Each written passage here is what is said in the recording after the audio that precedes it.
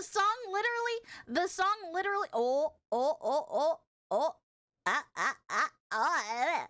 song literally starts off, what does it say? It says, hold on, I already forgot the lyrics. I like being used, it means I have a purpose. I just, that's a little too on the dot. That's a little too on the dot. She needs to lower her tone just a smidgen, just a little bit for me to, like, cope, you know what I mean? Freaking Twitch is not playing the stream. It's not playing the stream? What the hell? You might have to reload it. Well, would you look at who's live today? How you doing today, Day? I'm doing good! Also, I saw Snowman is in the chat. Hi, Snowman! Oh, America! Lick my butt. Fuck yeah. What you gonna do when they come for you? Yeah. It's a dream that we all share. This is like literally something I say all the time now because of you. I can't crank it up any more than it already is. God damn it. God damn it. Hi, Lemon Orchid. Okay, let's go down the line. Let's go down the line. Let's go down the line and let's say hello to everybody. Hello. Hi, Snowman. Hi, James. Hi, Gruntlin. Hello, Hollowed Soul. Hello. Hi, Wolf Chesty. Hi, Bear of Cali. Yo, yo, yo. What's up? Hello. Hi, Dino Fan. Oh my God. Oh my God, Dino Fan. I missed you. How are you? How are you doing, Schnuggums? Hi, King Sammy. Hello. Hi, Mega Milk Daddy, hello, hello, hi Corla, hello, hi Bella, hi Starlight, hello, Day, I can hear you in the walls, I think, also, hey, hi Lord Gron, hello, good evening, so 2 more different wars this week, hectic year so far, yeah, it's been pretty hectic, hello, hi Chains, hi Rise of Nick, hello, hi Grizzly, hello, hi Jamesy, hello.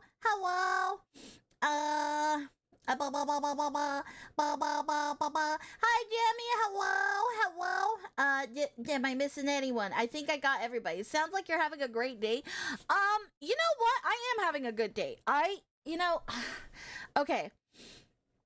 So, like, I'm actually having a pretty solid day, mainly because of the fact, like, I have had I would say, like, a rough-ish time these past few weeks, give or take.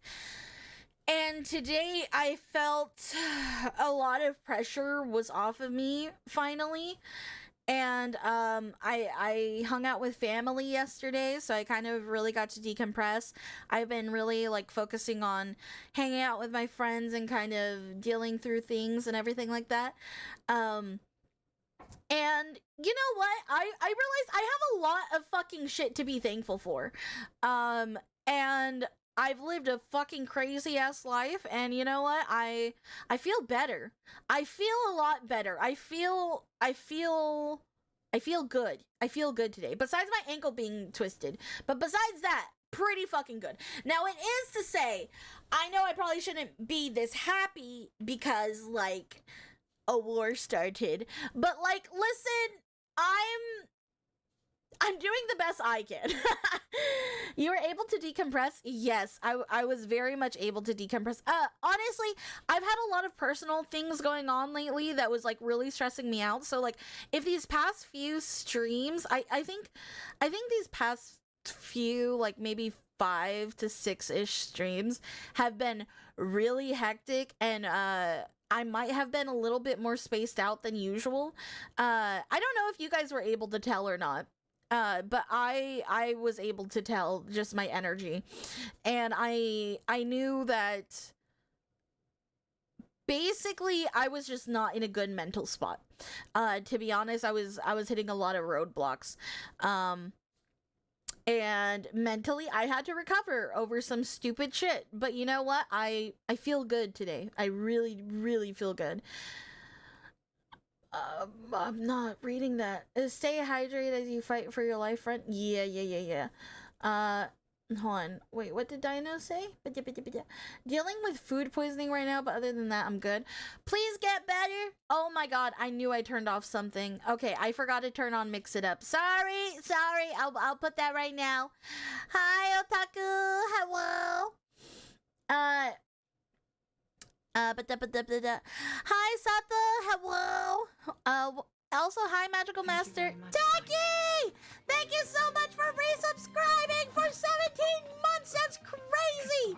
That's insanity. Hi, Taki. Hello. How are you doing? I hope work has been doing well for you. Hello. One thing I've learned about the human mind and healing is that good things won't cover up bad things, but dealing with bad things will instead. But that's not to say you shouldn't look for joy. So well done on dealing with what's made you unhappy. Yeah, I mean, I did have like kind of an epiphany. So like these past two songs that I was like playing, I've been playing those songs on repeat like all day yesterday and today. Um and I've been kind of searching for who I am again in a weird way. Because I think that no matter what you're doing right now in life, like you should constantly be looking for some way to grow or try to improve yourself. You know what I mean? And I felt like I was kind of hitting a wall and I was staying kind of stuck in some things. And I did I did unfortunately encounter some stuff that like really had me self-doubting, like who I was and my value, and um like kind of just really really taking a toll on me. Like you were stagnating. Yeah, I was like stagnating, but also like just some things got to me that shouldn't have got to me, but it got to me in the sense is like I really was not enjoying myself, and I was really beating myself up a lot, like kind of feeling like I wasn't enough. Dang Dragon, thank you so much for the follow. Welcome to the Shimmy Army. I appreciate you. Hello. Hello, first time catching you live. Hi, Einhander. Hello. But I was really like wondering what am I worth and what do I want in the future. And there was a lot of things that like just basically came to my brain, and a lot of different situations that kind of put me in a rock and a hard spot. And I I realized a lot about myself, and I'm kind of starting to relearn about myself because uh I've just been needing to. I've just been needing to be honest. And I think that's why I kind of made that Twitter post yesterday, because I've been told a lot by people that I'm like too much, or like too loud, too annoying. I work too much, that like I do I go over and beyond about things that I probably shouldn't. And it really really sucked. It really sucked. It really sucked. Um because I like hard work, and I like working hard, and I like fighting for what I enjoy and what I love. And I'm not gonna lie, I had like some things happen that really made me be like, do I deserve anything that I've had like given to me this far? You know what I mean? And I realize I have a lot more value than what I initially thought I did. And that's because like my value of myself personally is so low. Like I know we talk a lot about like mental health of some sorts, you know, and I genuinely think that you gotta do some soul searching on yourself every now and then to kind of reestablish yourself, reestablish your boundaries, and like reestablish who you are as a person, and know what you're fighting for in life. You know what I mean? Thank you, Ducky, for the hydration. By the way, dandelion tea is surprisingly nice. Oh, I love dandelion tea. It's so good. Have you ever had like deep fried dandelions as well? It's very good. Um, uh, I remember when she was a really small pixie. Thank you, Techie. She's growing so fast. It's insane. Always grateful to have you here, Pixie, and happy to see how far you've grown. Thank you guys. Like genuinely, and Tech's been here through like the brunt of it, so like genuinely thank you, Techie. No, I didn't know that was a thing. Yeah, actually, dandelions are really good for your heart. So if you're like really scared of having like a heart attack or anything like that, eat dandelions. It's really good for you. Just make sure that you're picking them from areas that don't get sprayed with bad poison. Hi Dave, what's up? Hi Ulu, hello. Dandelion makes for a good wine too. Uh Oh, I know this is random, but I got to go to a Cinema 21 Pilots concert. Me and my family had a really good time. Oh, that's awesome. I hope you had a blast. Another thing is to look for the little wins in life. For example, the dryer at my apartment doesn't always fully work, but a neighbor wanted to unload a laundry tree. So I still get what I want. Clean laundry. Well, that's good. It's the little wins in life. Taking a personal inventory now and then is a constructive thing to do. Oh, absolutely. And honestly, can I be honest, guys? I came to a sudden realization that I'm not as broken as I thought I was. Now that may sound crazy, but I was put in a situation. I can't talk about it too much. It's a lot of personal things. But I was kind of put into a position where I had a lot that I had to uncover about myself. And I was really, really scared that I was going to be a broken, toxic person that basically spat venom out. And I didn't. And I didn't want to. And I realized that I wasn't as broken as I thought I was. And I was really proud of myself for like changing and becoming a better person, to be honest. Pixie growing this time of the year? Well, I don't really care what I deserve. Good I take, bad I try to deal with. Nothing more to it for me. That's fair. Speaking of your post yesterday, that meant a lot to me, Day. You have no clue. I don't hear that from people IRL. Well, I'm glad that it was able to, like, resonate with you, honestly. Hey, did I miss anything? Nothing too much. Little fails sometimes hurt worse than the big fails. For example, I lost my, oops kit. I bought it Thursday, ruined my weekend. It's $15. Aw, I'm sorry. Ooh. Gotta appreciate that things aren't as bad as they could be. Exactly. Why am I lagging? I don't know. You have grown as a person. I really, genuinely have. And I appreciate it. Character arc! Exactly.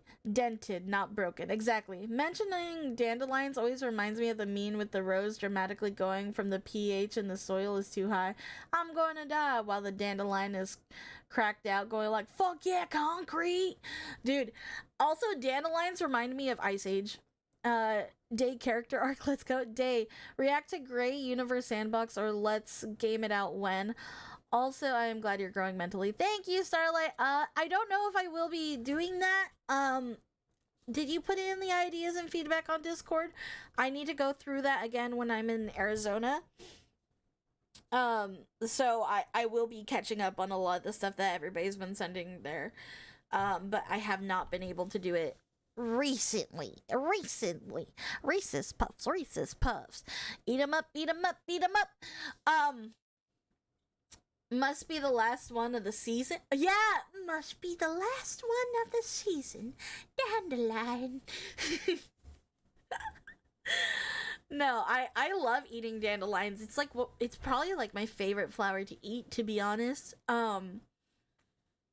What should I call it? Yeah, no, I've been doing good though, and I feel really fucking good. I feel so good. Yeah. However, I don't feel good that I lost money yesterday, but you know what? It's okay because it wasn't my money. No, I went gambling yesterday with my family at the casino, and it was a blast, honestly. Like, I had a really good time with everyone. It was a lot of fun. And honestly, okay, can I be so dead ass honest with you guys? Okay. You know how you guys see me as a VTuber, right? Obviously, that's the only way you guys see me. But like, you know how like you guys see my avatar, right? So I stare at my avatar more than I look at myself in the mirror. I don't really take pictures often anymore of myself. I have like deleted all of my personal social media and everything like that, right? So I don't look at myself. I don't look at myself often. Um Mainly because I'm trying to work all day, to be completely honest with you. And so yesterday I got dressed, I straightened out my hair, and like I got like dressed up and like all pretty, and I looked at myself. I'm like, you know what? I'm not that bad looking. Like, I kind of forget I don't look like this, you know? And I was just like, oh, wait. I forget, like, when I'm not wearing, like, the PJs and, like, the no makeup and, like, the unkept hair. Like, you know? Like, I was just like, you know what? I ain't that bad. You know what? I'm a baddie. You know? And I had to, like, remind myself of that because, like, I'm so used to seeing myself in VTuber form. And I'm like, fuck, you know, like I look at my real self and I'm like, fuck, I don't look like my VTuber model, you know, and like the little like slowish like parasocialness of like me just like remembering I'm not my VTuber model. It's a little freaky sometimes when I look in the mirror and I don't like see my VTuber model. It's kind of freaks me out sometimes. We know Day been hitting the flowers too hard. What do you mean by that? Yeah, been there, done that. You in debt with the cartel? Oh, just family. Phew! Oh, wait, she's Latina. Oh, they are the cartel. Puts a comment underneath the virtual pillow for the VTuber fairy to pick up. Hi, Massacre! Hello! Thank you so much for the 10 stream streak. Thank you, thank you, thank you. Also, thank you, Ark, for the 10 stream streak. I appreciate you. Hello. Can we watch the flat electrician video about America destroying most of Iran's fleet during the Cold War, or is that too topical? It's a little too topical. We're gonna wait on that. War was just announced today. We'll do that next week, okay? Wait.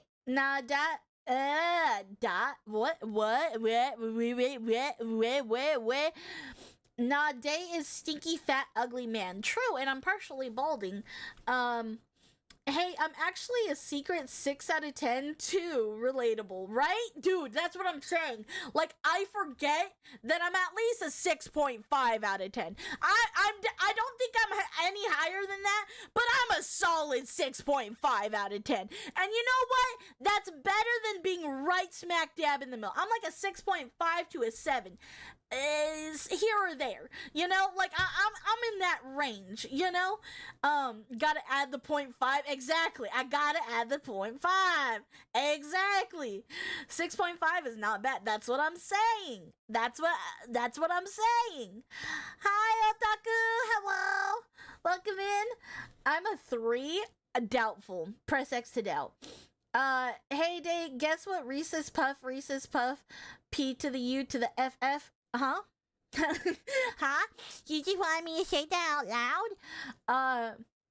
I'm probably lower than a 3. I doubt that. I'm a 7 if you close your eyes. Chris, you are not a 7. I don't know where I would rank you. To be fair, I'm really bad at ranking my friends. I can't rank my friends because I think my friends are a 10 out of 10. Mainly because they're funny.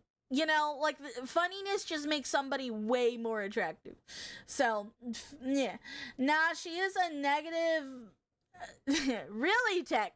Really? You're gonna sit here and lie to me and tell me I'm ugly? You're gonna sit here and lie? Yeah, go for it. You know exactly why I say this. You think I'm ugly? Okay, sure, buddy. Sure. What I miss? Nothing much. Yo, got that commercial playing in my head and it won't stop. LOL, I don't look much at myself in the mirror either. Fair. How late am I this time? You are 26 minutes late. Hello, Day. Hi, Night Owl. Hello. Hi, White Tink. Hello. Day, even if you were a 4 with today's dating market, you just have to say yes as a woman. Is that true? I don't know. I'm like a 6 or 7, maybe more when I lose weight. Oh, if I lose weight, bruh, I'm a solid 9.5. Listen. If I was a thin, skinny weenie, guess what? I personally, solid 9. Solid 9.5 or a 10, bro. I can't lie.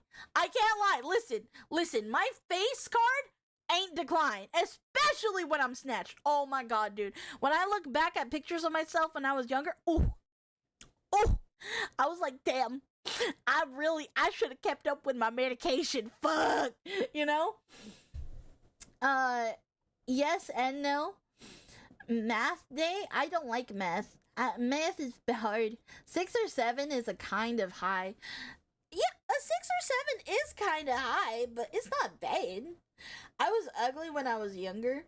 I was actually really pretty. I was really pretty. With weight loss, 4.9 out of 10. Shut up. You guys are dumb. Stop it. Stop degrading yourself. Only I can degrade you. Stop being mean to yourself. I was going to tell you guys, we need to talk about you guys boosting your guys' selves up, damn it. Day, did you know math negative times negative is a positive? I don't know math. When I was thinking, the incel servers denied me because I was considered a 7 and they didn't accept anyone over a 4. Facts.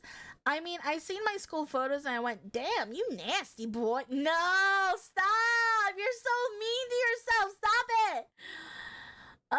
When I was thin, damn. I'm a Squidward out of 10. Ooh, that's pretty high. That's pretty high. Day, smooth brain, negative 10 brain cells. I had brain cells to give? Don't tell me what to do. I will tear myself down all I want. No! You're not allowed to tear yourself down. No.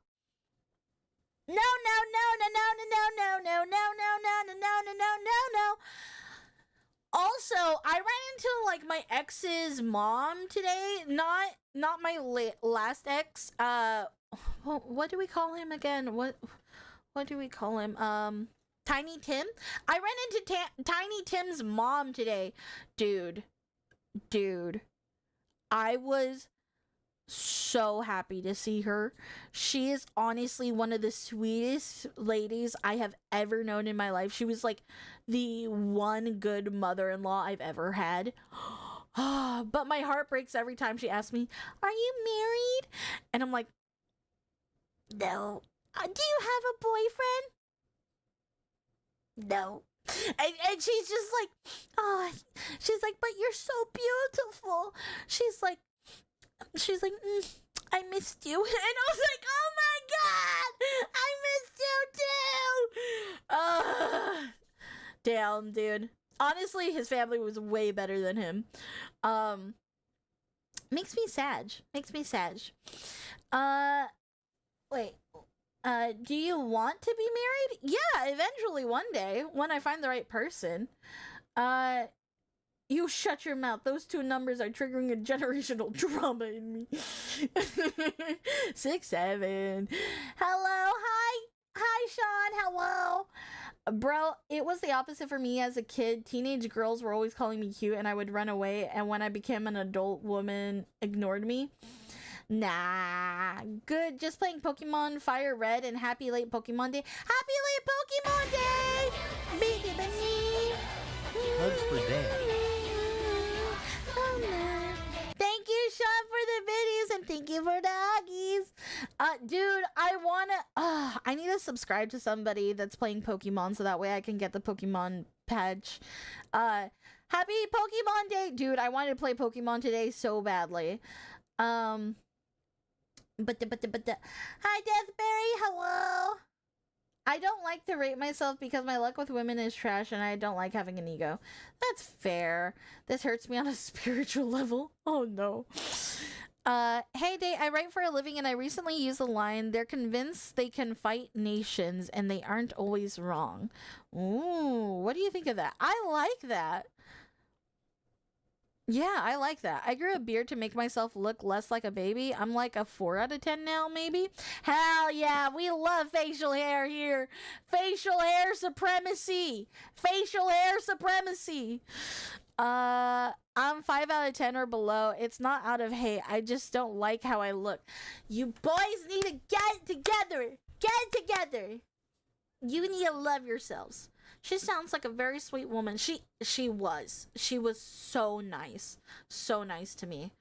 I should get back to Leaf Green. Come to think of it, playing my cartridge, not the Switch port. Dude, I need to get the... You know what? Hold on. Let me go get my Pokemon, or not my Pokemon. Let me get my Switch 2. One sec. I need to go grab it. One sec. One moment.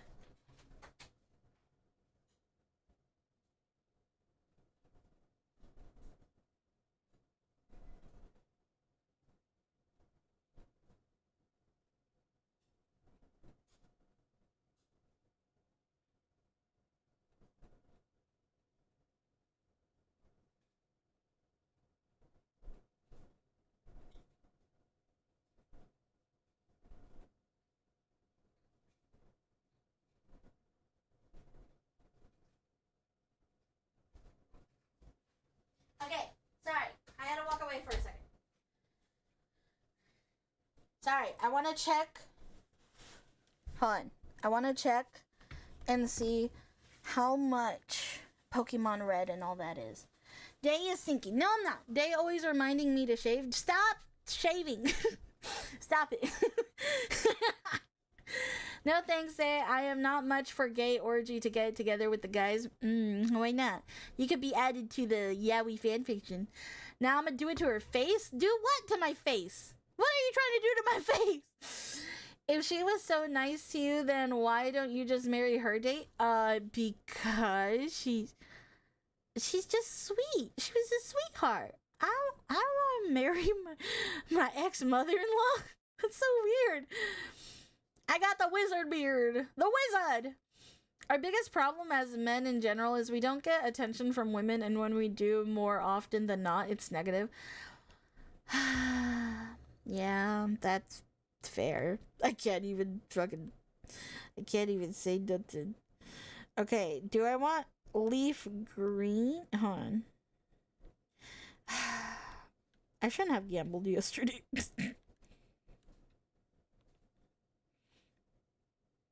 Hold on. Wait. Hold on. Stop.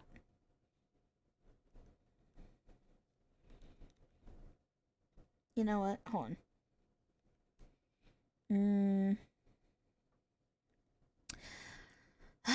So fire red, is that different than leaf green or no? See, text comment above the stinky one. Okay, hold on. Okay, while she is gone, let's talk shit about it. It'll make sense. But we need to return to classy fashion. Put me in a shirt, trousers, and suspenders, and I easily gain at least a point. Then do it! You can dress like that now! You'll look a little silly in compared to some others, but like, fuck them! Fuck what they think! It just only $20. $20? $20? Is there a difference, though, between them? It's different for those exclusive Pokemon. Okay, so I would probably get Fire Red because I'm more of a Charizard person. I'm gonna have to buy this later. I don't think I have money for it right now, but I'll buy it later. And I still need to finish through Pokemon ZA. Thank you, Taki, for the biddies! Thank you! Hi, Day, sorry I'm late. Hi, you've been had, hello! I've been working out more, so I'm very happy with how my body looks. Ignore the face. Ay. Cálmate tu tetas. Stop it. Stop being mean to yourself. The Pokemon you get varies by each version. Okay. I'll have to look into it more before I buy one then. I'll have to be sure. I'll have to be safe. I'm excited though, because I really want to play Pokemon games more on here on stream. I would set up my my Elgato and all that, but honestly, I'm a little too lazy to be honest. Self-confidence, well, I think I go up 50 points the moment I start making race car noises when steering the shopping cart. You do go up 50 points, actually. Hi, Dr. Shaky Jones. Hello. Dude, if you do that, you definitely get in my attention in the store. If they knew how hard and mean I am to myself, she will unalive me. Listen, I don't let people be mean to you guys, right? Like, okay, if anyone was to talk shit about you guys, my streamies, like you guys, like if anyone talks shit about you guys, I'm fighting them. So if you want me to fight you, like if I don't allow other people to do that to you, why would I allow you to do that to yourself? I will fight the fuck out of you guys. I will fight the living, like I will beat your insecurities out of you. And come here, vente pa acá. Come here. Let me throw these hands. Let me fucking throw these hands because I'm willing to fight. I am willing to fight. Just ba ba ba ba ba ba ba. Loving yourself is hard, to be honest. It is. But you have to put in work and effort, and you know why you guys don't love yourselves? There's a very good reason. It's mainly because you guys haven't learned to value any part of your guys' selves that is like very, very much in tune with yourself. I want you guys to love yourselves. Seriously, because it's hard. It takes a lot of hard work to learn to love yourself, but you have to. You know, like you need to be able to love yourselves. Because if you don't, then you start to lower your expectations, you know? I cast pocket sand to run from said beating, and I deal with glitter and pixie dust on a regular basis. You think I'm not going to be able to bat the fucking sand away? Love myself in this economy? Tech, shut the fuck up. God damn it! Beat the fuck out of us? Is that a kinky way of being parasocial? No, it's not! I love myself. I would date me. Might have to if no one else will at this point. Felt. I cast anxiety and depression against me. I already have that. So if I'm already fucking that shit up, I'm gonna fuck yours up too. And I gave up on loving myself a long time ago. I just stake my value on my material goods. No, that's not how it works. Stop it. Stop it. Stop it. Get some help, please. That's not how that should be working. I kind of fell out of love with the Pokemon games when they started ramming legendaries down my throat. Pokemon Sapphire is one of my favorite games ever, but Alpha Sapphire I stopped playing when it just handed me one of the legendary dragons. To be fair, I do understand that because I know a lot of people were like really upset with Pokemon ZA for how easy it is. I will say it is very beginner friendly. Pokemon ZA is the only like Pokemon game I've ever played, so I really want to go down the line and like play all of the old games so I can kind of understand what people are saying, because like I never played any of those. You know, I'm very new into Pokemon, so if you guys want to teach me, you guys are more than welcome to teach me. I'm back. Webba.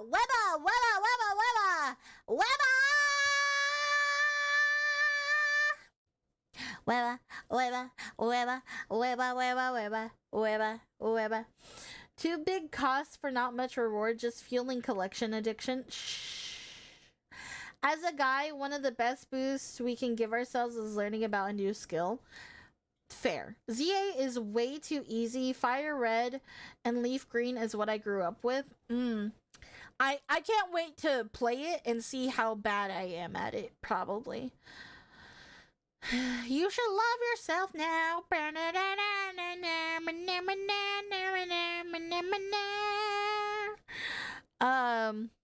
Oh, hell yeah, it is. I just struggle with the thought that I'm being narcissistic. The feeling of being complimented is now that they are lying or they're making fun of you. No, that's fair, honestly. See, I kind of have that problem.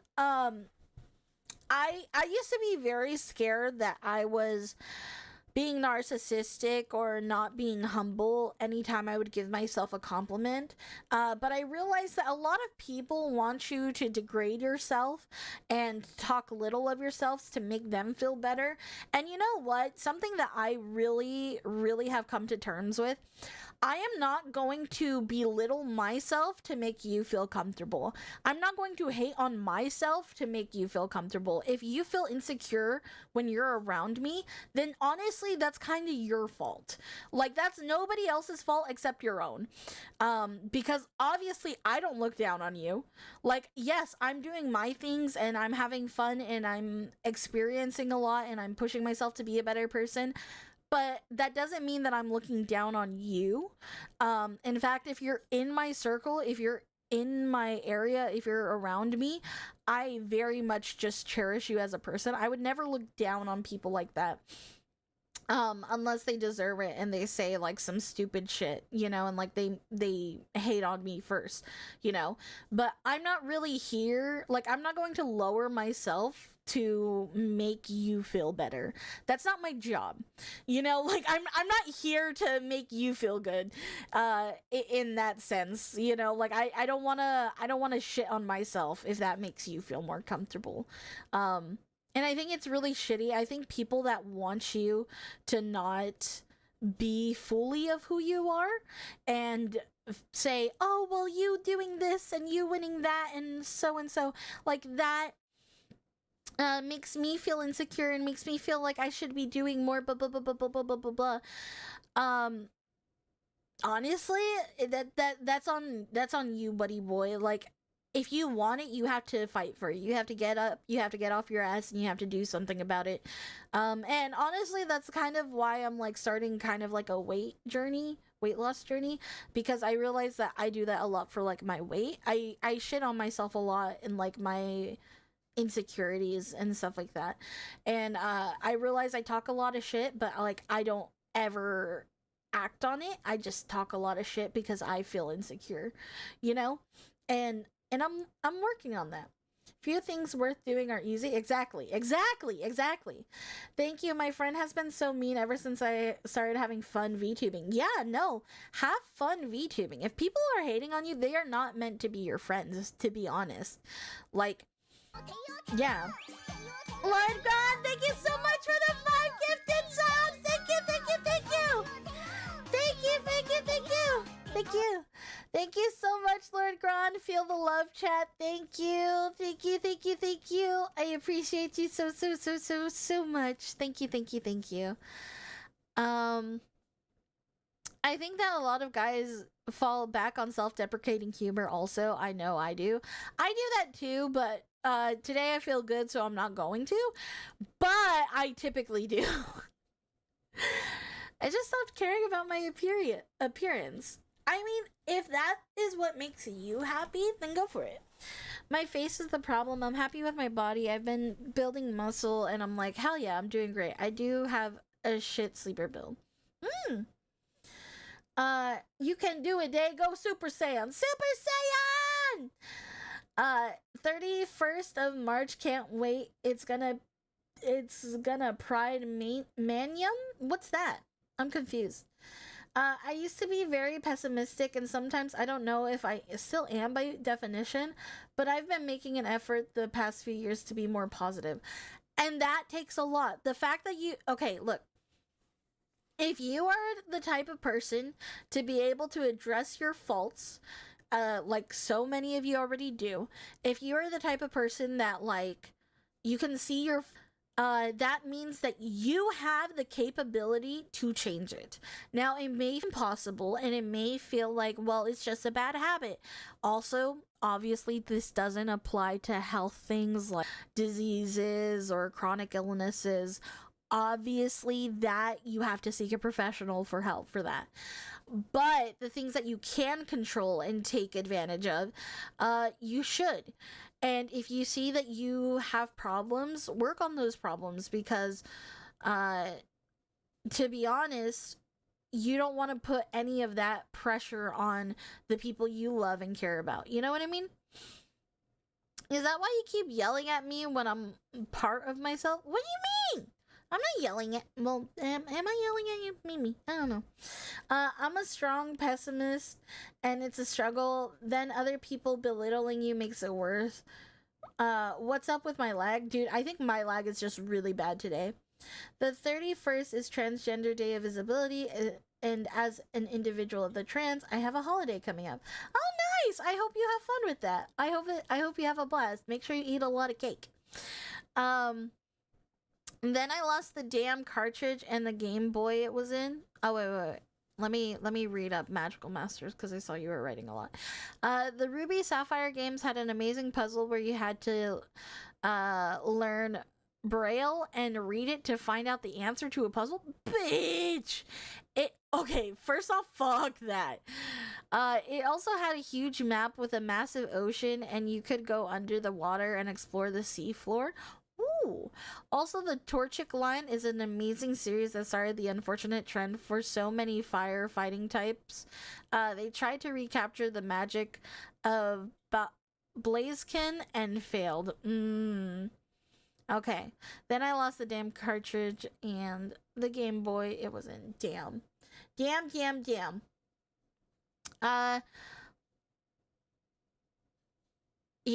I really need to play those games. I really do. I really do. Yeah, I honestly, I don't think you guys notice as much. Can you tell that I'm a bit of a pessimistic as well? Can you guys notice that? Is that obvious or is it not obvious? Be honest with me. Can you tell I'm pessimistic and cautious? OMG, not the Braille. I remember that. Ugh. Dude, to learn Braille is crazy. Learning Braille for a game is crazy. Do you see why I don't play video games? Do you see? There was a reason. I'm not cut out for that, Chief. I don't have enough brain cells for that, but you know, just then that's just the way it is. Things will never be the same. Hello, Day in chat. Also, speaking of the fire stars, please don't let the new one fall into the firefighting type, please. Dude. Okay, I actually, I adore the starters. The starters look so good. Also, I saw somebody come up with an idea of the starters, right? That Pombon is a calligraphy brush, is like to represent a calligraphy brush. Fuck, I forgot. The owl, I forgot the owl's name. Brout, I think it Brout. Is supposed to be like a sumo wrestler, and then the frog is supposed to be a Denchi. I don't remember, but yeah, I thought that was really cool. You give off the opposite. Yeah, I know. I tend to come off very optimistic on social media. Because mainly I have to. Because I don't want you guys, like, if I'm spiraling in a sense of, like, helplessness and hopelessness and pessimism, then it's just gonna spread to you guys, and that's not fair to you. So I try to be optimistic, but I'm pessimistic in my brain. It depends on the day from what I can tell. Well, pessimism seems to be thriving in the climate of the world. Ready for the starters to stand on 2 feet again? Stop! No! I'm choosing puppers when it comes out. Okay, I'm debating between the frog or the puppers. I'm really debating it. It really depends on the evolution, though.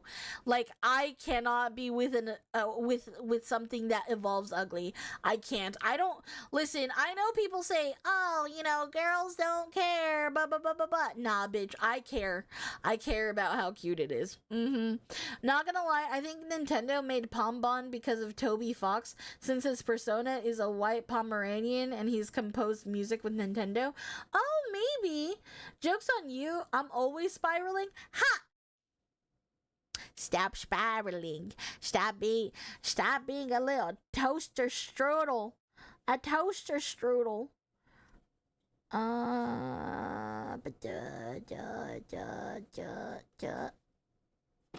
Stop spiraling. Stop spiraling. Stop spiraling. Stop spiraling. Stop spiraling. Stop spiraling. Stop spiraling. Stop spiraling. Stop. Stop. Stop. Stop. Stop. Stop. Stop. Stop. Stop spiraling. Stop spiraling. Stop. Stop. Stop. um selfless pessimist? Yes, that is basically what I am. Alright, I'm gonna go to watch a movie. Y'all behaving or I'm gonna find you. Bye, Jackie. Bye bye. Bye bye. You might think I'm curious about this, but this is just my default tone of voice. I'm actually quite depressed. I feel that. I feel that a lot. I feel that. I feel that. I feel that a lot. No, that dog needs to stay on all fours. I'm familiar with Dave's self-deprecation humor from other videos. Shh. Why is your head a fidget spinner? You know why. It's because I've been given a swirly in the toilets. I've been given a swirly in the toilets.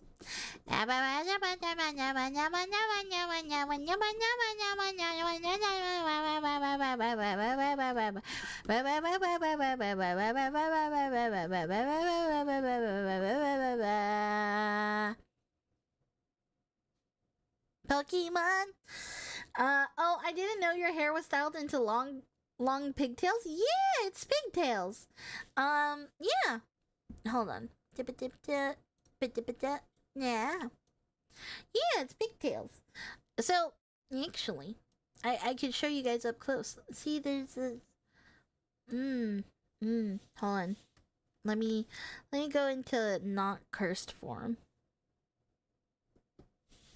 So, wait. Hold on. Hold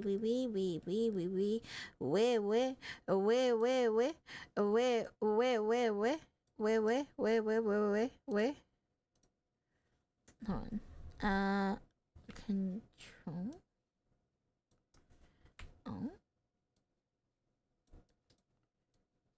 Oh. Why is it? Hold on. I don't know why it's doing that. Give me a second. Give me.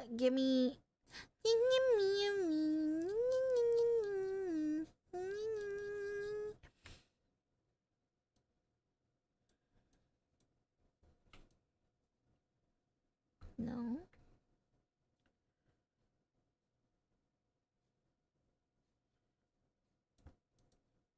Okay.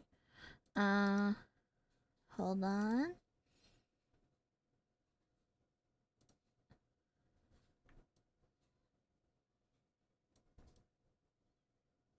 Okay. I guess this is gonna be the best it could go. So, take all the time you need. So, as you can see, I have my belly button. I have this. I have my little acorn. Tastes like cotton candy. Tastes like cotton candy. Tastes like cotton candy. Beep, beep, beep, beep, beep, beep. Look at me. Look at me. Look at these knees. Look at knees. Look at knees. Look at my patas. My feet are nice and smelly too, but they are just for you. Lick my toes and you will get a taste of what are those.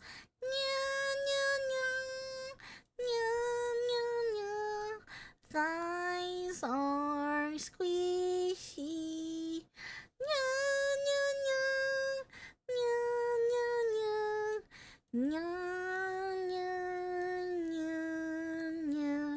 Look at my belly dance. Look at my belly dance.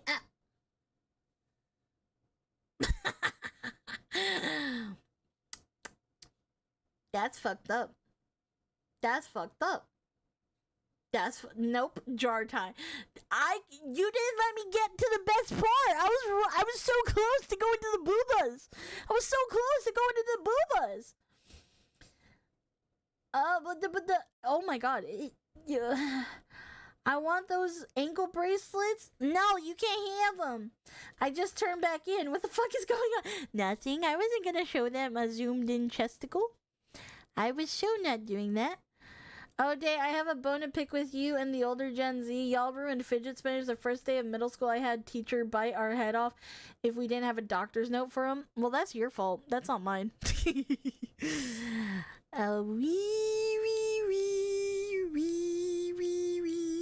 Let me show my titty.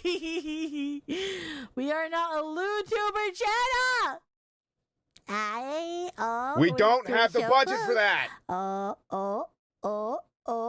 You guys want to see it? You guys want to see it zoomed in?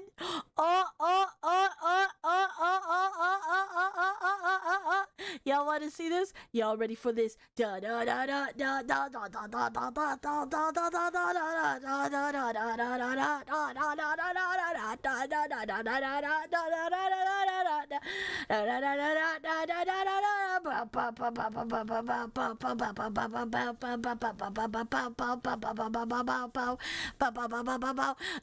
No! Wait! I did something! I fucked up. I don't know how, but I fucked up. I fucked up real hard. I don't appreciate it.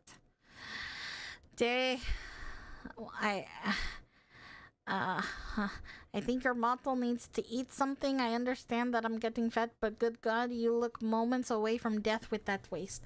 I have a slim waist. I'm telling Sama to edit this one. Be embarrassed in front of him for 30 minutes. No, that's not fair. That's not fair. That's not fair. That's not fair. That's not fair. That's personally not fair. It's not fair. I think I'm at the wrong Burger King. Cause you're my Burger King for my Burger Queen. Can I get a large fry? Bad day. Bad. I'm not a bad, no. No. Okay, you know what? Hold on. You know what?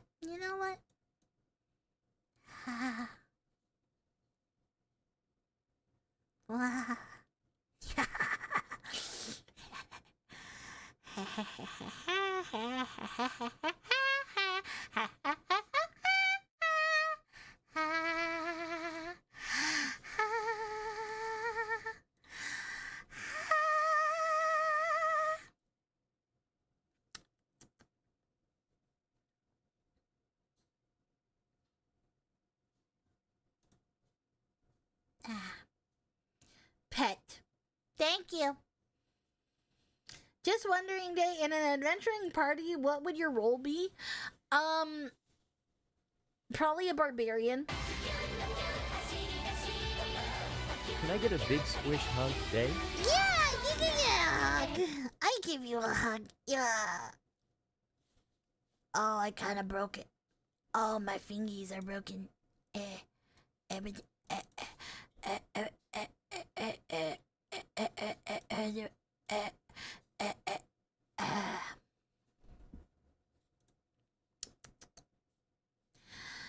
go.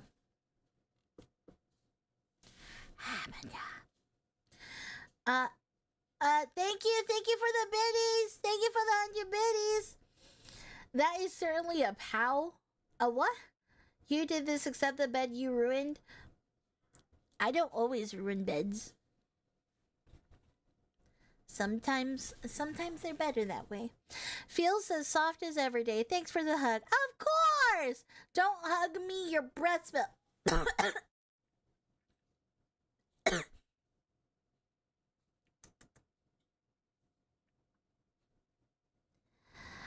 I'm gonna spit in your shoes.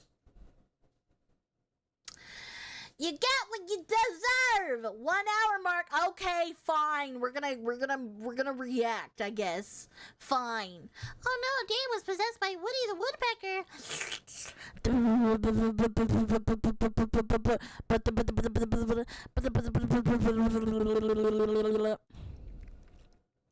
Wait. Huh? Acorn. Acorn. Acorn. Acorn. Acorn. Acorn. Acorn. Acorn. Acorn. Acorn. Acorn. Acorn. I like porn.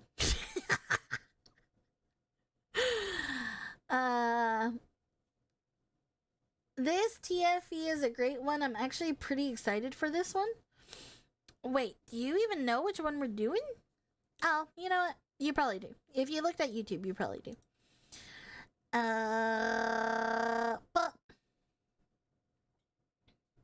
beep. Beep. There we go. Okay. Okay. I need to fix my eyeballs. There we go. You get both eventually, just accept it. Why? For a moment, I thought it was going to be the Waffle House one. No, I've already done the Waffle House one. We have done that one already. Okay. Oh, I just watched this one. Hell yeah, brother! Let's go! Let's go! Let's go! Okay. Okay. Akon music. Okay. I see you riding and grinding up on that pole. I know you see me looking at it, and you already know I wanna fuck you. You already know I wanna fuck you.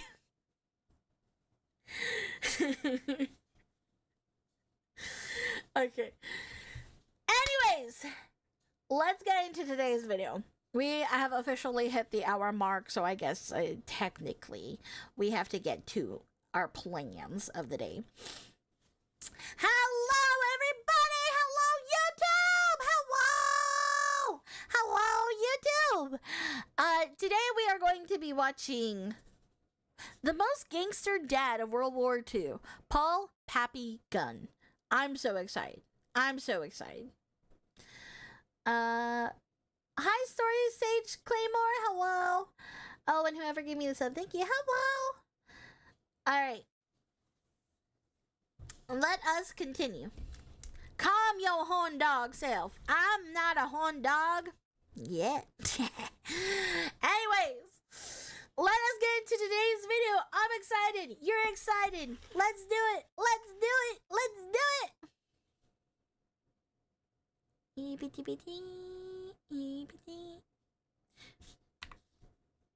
Or not,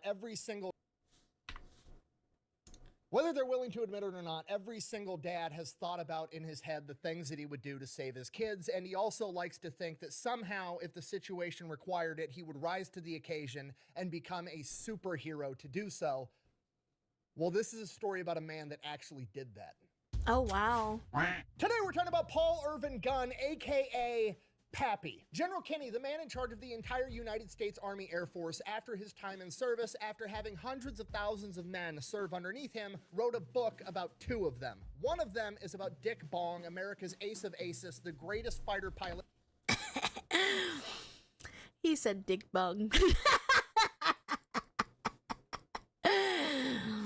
There's no yet when you already are. I'm not.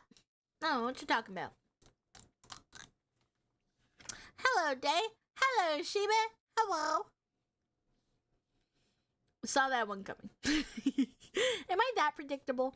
Also, I think, to be fair, I think the only dads that are like that are good dads. And to be fair, you know what? Actually, not everyone that helps bring a child to this life should be called a dad. So you know what? Fair enough. Never mind. time in service after having hundreds of thousands of men serve underneath him, wrote a book about 2 of them. One of them is about Dick Bong, America's ace of aces, the greatest fighter pilot in American history, and the other is about Pappy, a 42-year-old retired Navy carrier pilot that was working as a civilian pilot in Manila in the Philippines when the Japanese attacked. When things started going south in the Philippines, General MacArthur's staff told Pappy that they needed him to fly a bunch of very important VIPs from the Philippines all the way to Australia to safety. They told him that Manila was going to be defended and he would have time to take the VIPs to Australia, come back, pick up his family, and evacuate them as well. Oh, the lie detector determined that was a lie. They lied. By the time Pappy had reached Australia, he was informed that MacArthur had declared Manila an open city and it had fallen into the hands of the Japanese with 0 resistance. His family was then taken and placed in an internment camp at Santo Tomas. Pappy then goes on a one-man rampage to get his family back, launching multiple rescue attempts, crash landing his plane multiple times before he comes to the conclusion he's not going to be able to do this by himself. The only way he's going to be able to get his family back is by helping America win the war. In order to do that, he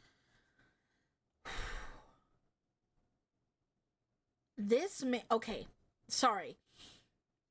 This has already just jumped in. Okay, I don't know why. I'm always taken off guard when we're watching his videos, because holy shit, this is just straight to the punch. Straight to the gut punch. We are getting fucking thrown into the fucking war. First off, he is a badass dad for, like, trying to do it on his own, but I cannot fathom the fear he must have had, like, just hoping and praying that his family's okay. Hi, Day. I don't know if this is a good time or not to say hi. Hi, Cupquake. Hello, gorgeous. How are you? How are you? Also, wait, happy birthday! I haven't messaged you yet. I saw right before going live that it's your birthday today. Hold up. Why are you here? It's your birthday. Happy birthday. Oh my God. Hi, princess. Happy birthday. Happy birthday to you. Happy birthday to you. Happy birthday, dear Cupquake. Happy birthday to you. I will serenade you always, princess. I missed you. How are you? I hope you're doing well. Hello, princess. I hope you're doing good. Ah, shit. Happy birthday. It's your birthday time. Birthday, birthday, birthday. Birthday, birthday, birthday. Birthday, birthday, birthday. Birthday, birthday, birthday. I hope you're doing well, though, and I hope your birthday's going well. I was literally gonna get off stream and text you, oh my God, happy birthday. I'm doing great. I had Korean barbecue and I'm a tad bit drunk. Understandable, understandable. You know what? Fair. I hope you had a blast. You deserve it. You deserve it. More World War II history injected into my veins. I shall. I shall. I hope you have an amazing birthday, though. Please stay safe and get home safely. Yeah, now I don't have to message you, but I appreciate you being here, and I hope you get home safe, please. Yeah, have an extra drink for us. Drink for all of us. Drink double for me, personally. Did somebody say they were drunk? Happy birthday, Cupquake. When my stomach settles, I'll have a drink in your honor. Hell yeah. Hi, Cruto. Hello. How much to hire Day to sing on my birthday? I will sing on your birthday if you're here on your birthday. Or just tell me when it's close to your birthday and I'll sing you happy birthday. I got you. No charge. No charge. I just try and do it as much as I can. Hi, Day. Hi, Jeremy. Hello. Ooh, is that a new profile picture? Nice to see you. Hello. Okay, we're gonna go back into the video, Cupquake. But I loved you so much. Please get home safe. And again, happy birthday, princess. On my birthday, can you scream the birthday song? Yeah, like, hold on. How? You know what? I'm not even gonna attempt it. You're gonna have to come on your birthday and tell me so I can do it. Call that an Irish Cupquake. Ooh, yeah. All right, let's get back into it, shall we? Shall we? Bye, night, night, night, night. You shall come on your birthday? Alright. You gotta remind me to scream it for you, though, okay? Alright, let's do it. Let's do it. Let's do it. Do it. Do it live. Do it good.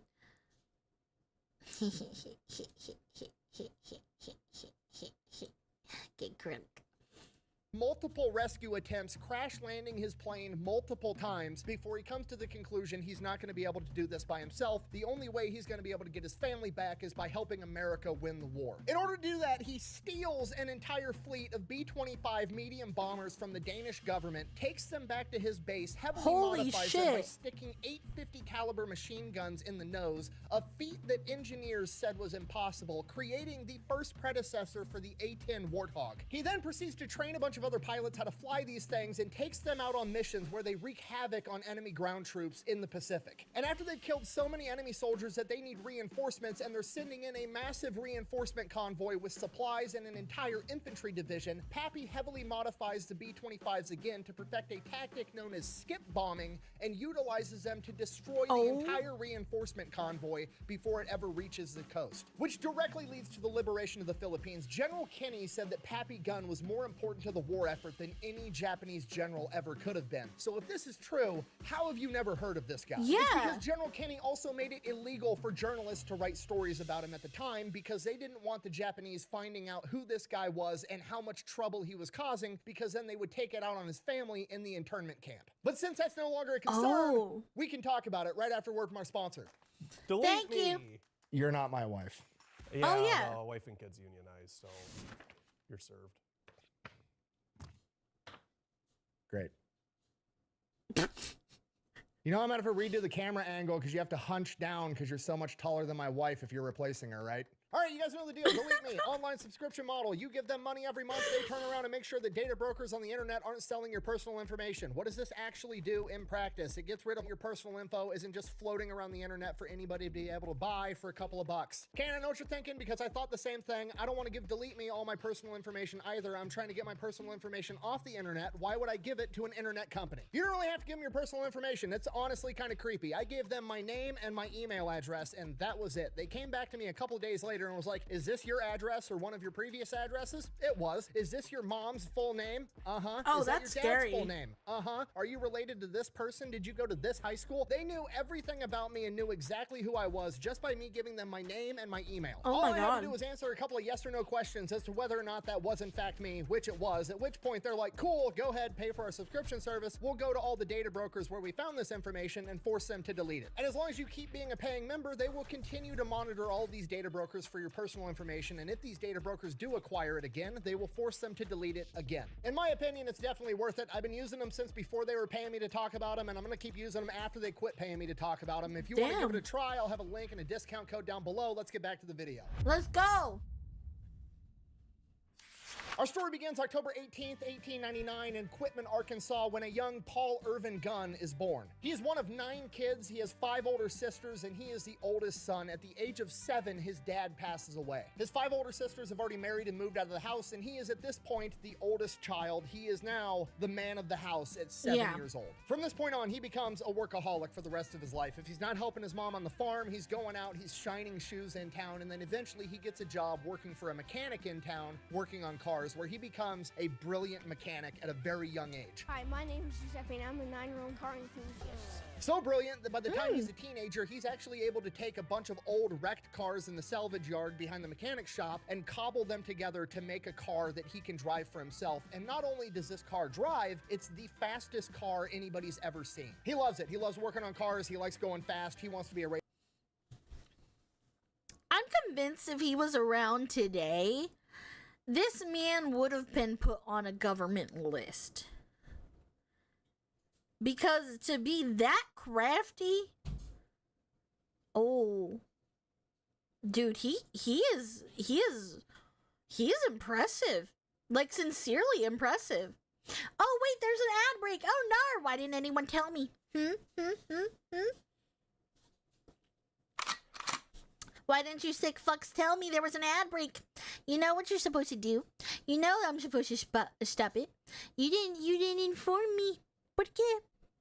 ¿Por qué, niños? Hi, Plague, how I hope you're doing well. Hi. With a singing voice like that, you ought to be charging for it? Nah, not yet. Oh, 100%? Ew, lag. Aw, there's a lag. Arnar. Arnar. The leg. Get ads on, idiots. Not my fault you can't read. Well, I didn't look over for a second. Lag is bad. Is the lag really that bad? Is that the extent of your Spanish? Maybe. Bro, why am I always late to all of these streams? Sorry, Josh. Hi. Welcome in. People are triggered by anything now, but back then people were redneck levels of modifying military-grade airplanes and making them better killing machines.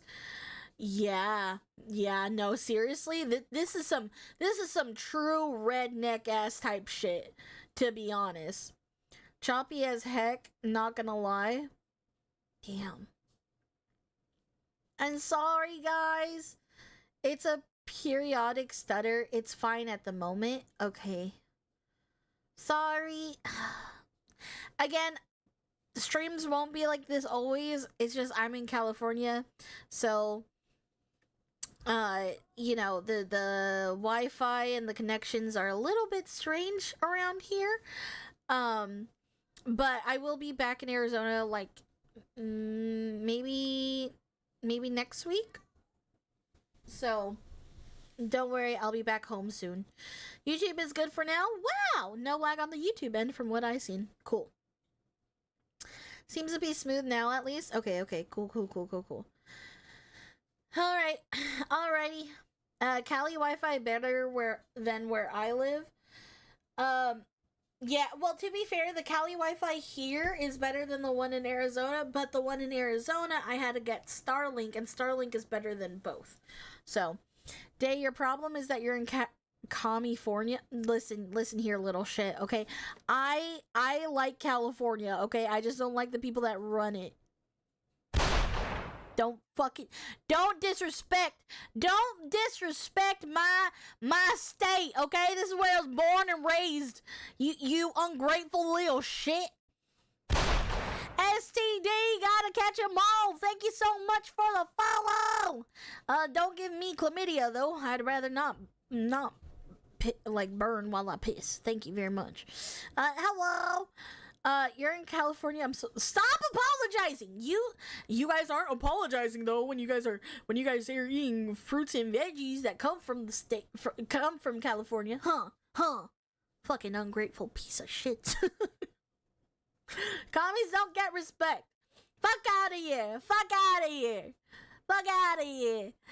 Okay? Southern accent from someone born and raised in Southern Cali, LMAO. I never said where I was born in Cali, first off. Listen, I will take your spot as number one. What do you mean by that? Take my spot as number one. As number one what? Number one gooner? I'm from Cali and I agree local government ruined a good state. Exactly! That's what I'm saying!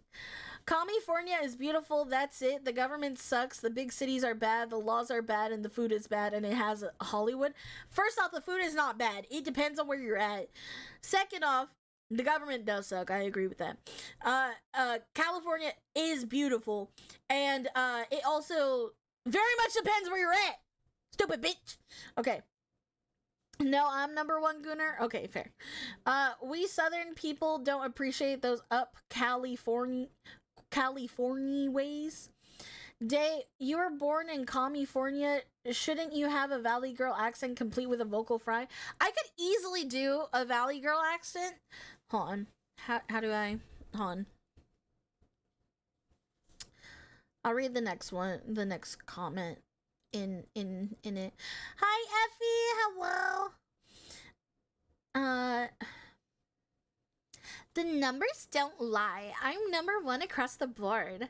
California is a huge state with a lot of diverse areas from the outside looking in. Exactly. California is like twice the size of most states. So I don't know why you guys are like choosing to attack me when you should just be attacking yourselves, because honestly, California is only losing in size compared to like Texas, but Texas is like huge.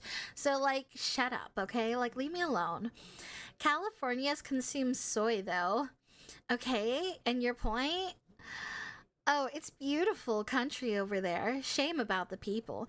It depends on the people. If you're looking at the city folk, then of course it's going to be ass. But like if you look at all the other areas, if you go outside of the city for once and decide to look at actually cool places, you'll like actually meet some really awesome people. Did someone just say ass? Stop, this is hurting my soul. This time I'm really gonna do it. You're gonna do what? You gonna do what? What you gonna do? Yeah, no, I am already the #1 gooner. I watch Pokemon every day. I have more power in my right arm than any person.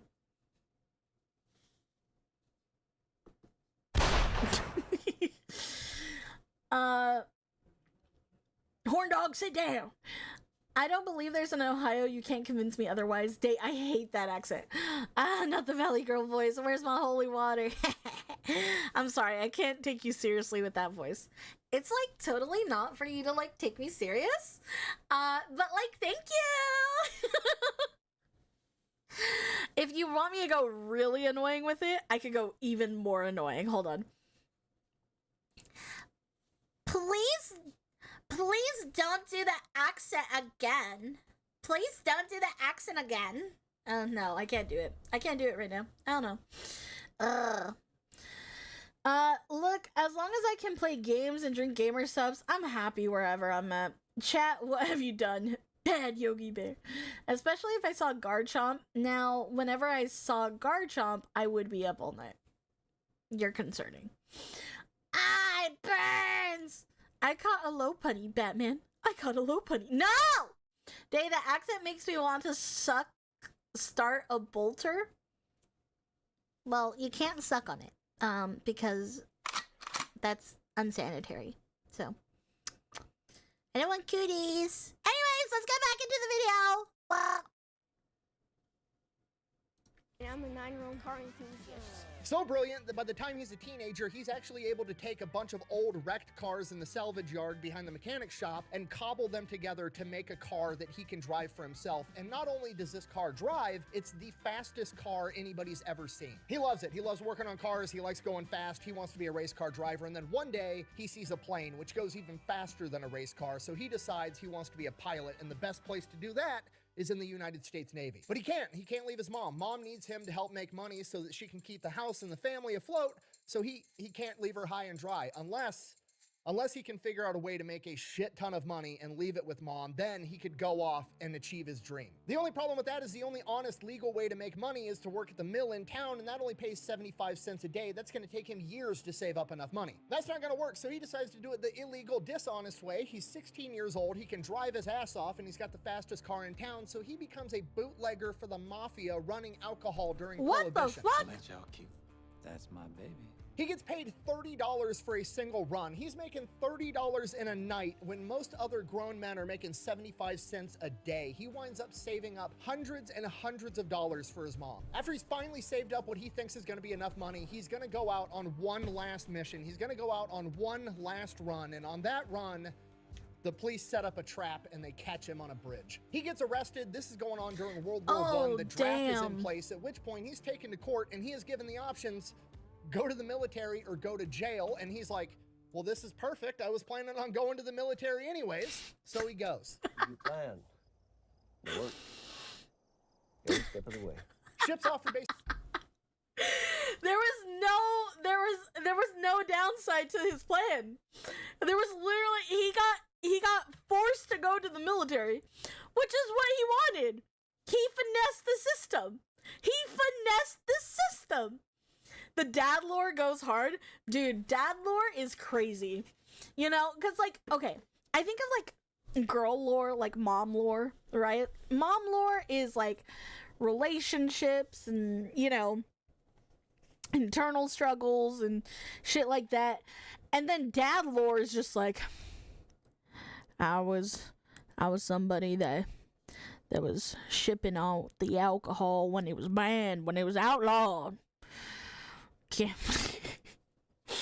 Guys over here like, joke's on you, I'm into that shit. Exactly. Don't threaten me with a good time. Because he probably got the lowest starting pay. Yeah, no, seriously.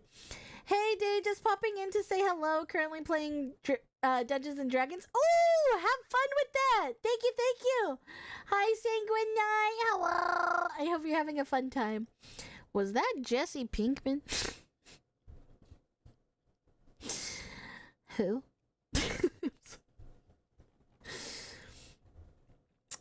Dad Lord be like, oh yeah, I know the most recent celebrity. I was their bully. Anyways, eat your greens, Johnny. No, exactly. It's insane. Dad Lore is crazy. But this is fucking. I like this guy. I like his motivation. I like him. I like him. See, this is why I'm like very stuck on the fact of like blue collar workers. There's something about them. You never heard of the famous Met seller Jesse Pinkman? Well, I know he's from I know who he is. Never mind. Actually, now that you said Met seller, I know exactly who you're talking about. Okay, never mind. Mom lore, Animal Crossing. Dad lore, Doom Eternal. I don't know necessarily about that, right? Because when I think of mom lore, I'm thinking of like crazy random situations you get yourself into. Like, what would be some of my mom lore? If I had mom lore already, because I do have mom lore. Oh, okay. My mom lore is that I had two guys start a riot in my high school, the first ever riot in my high school, over me. And yeah, that's some mom lore. That I started like 3 cults. I ended up like breaking like these different friend groups accidentally, God, what else? You know, like that's the type of like mom lore. Yeah. I'm blue collar. The only thing of note about me is I haven't dropped dead yet. And you know what? That's awesome. I'm proud of you for not dropping dead. Muffin Tops and Tiny Tim. The TikTok girlies don't know what they're missing. Skipping blue collar for finance bros. Do you know the difference between white collar workers and blue collar workers? Yes. I'm blue collar as well. I almost got hit by a car more times than I can count on one human. Damn. Yeah, you guys need to be careful. All my blue collar workers, please be safe.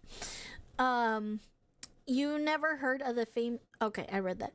Do you know Walter White and Jesse Pinkman was in Skibidi Toilet from episode 68? I do know that.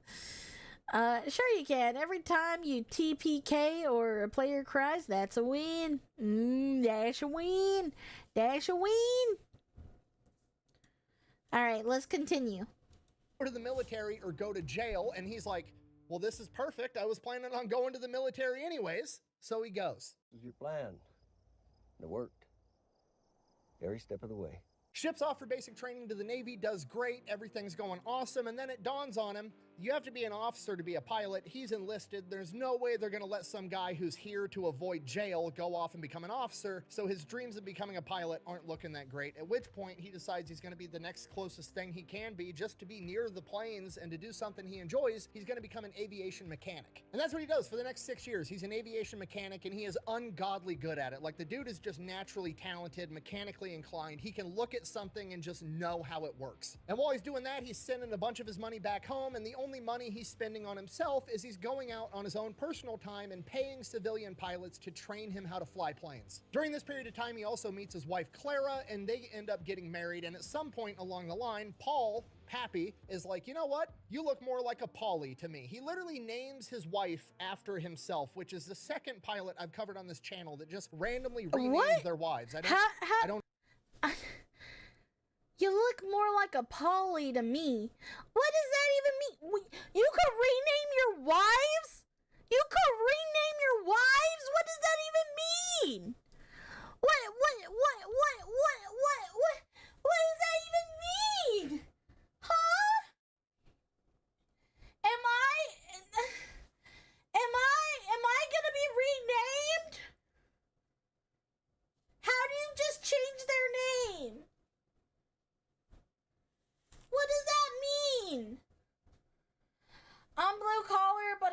say the most wealthiest person here took a risky bet on an investment that paid off. I'd say it really paid off. I got really lucky. That's good. There are no laws against renaming your wife Batman. There are laws! Well, you can rename your dog after you adopt them, so it's not without precedent. Stop! I am not the same value of a dog. I am a way lesser value than a dog. I am way lesser value than a dog. Don't you dare compare.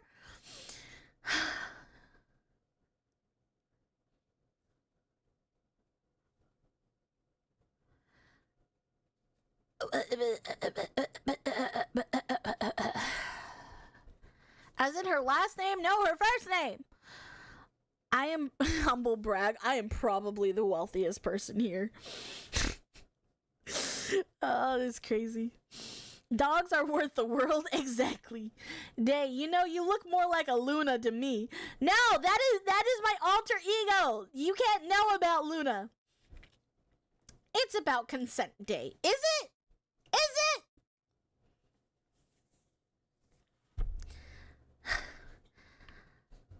So what? No self-deprecating, huh? Shut up! Stop! You can't just call me out! You can't just call me out like that! That's fucked up! Hashtag humble brag. I'd kill an unacceptable amount of people for a dog. You give puppy girl vibes. I am a puppy girl! Hold on. Share the wealth, brother. No. Right? Hold on. Do I actually give puppy girl energy? Cause like, honestly, if I was an animal, what kind of animal would I be? I need to know. I need to know the answers of this. Because I've been told I'm like puppy girl energy. But I don't know. I don't know. And then at one point, somebody called me like cat energy. And I was like, I don't think that's honest, personally. Okay, puppy. Oh, puppy. Oh, puppy girl. Puppy.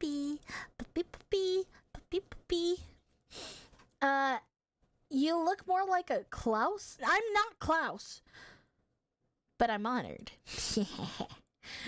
I can see it. Pug, tiny puppy Luna. Definitely not a cat. What happened to the video? Oh, I had to put on my ears. Sorry. Ah, that's what. Yeah, I was putting on my ears.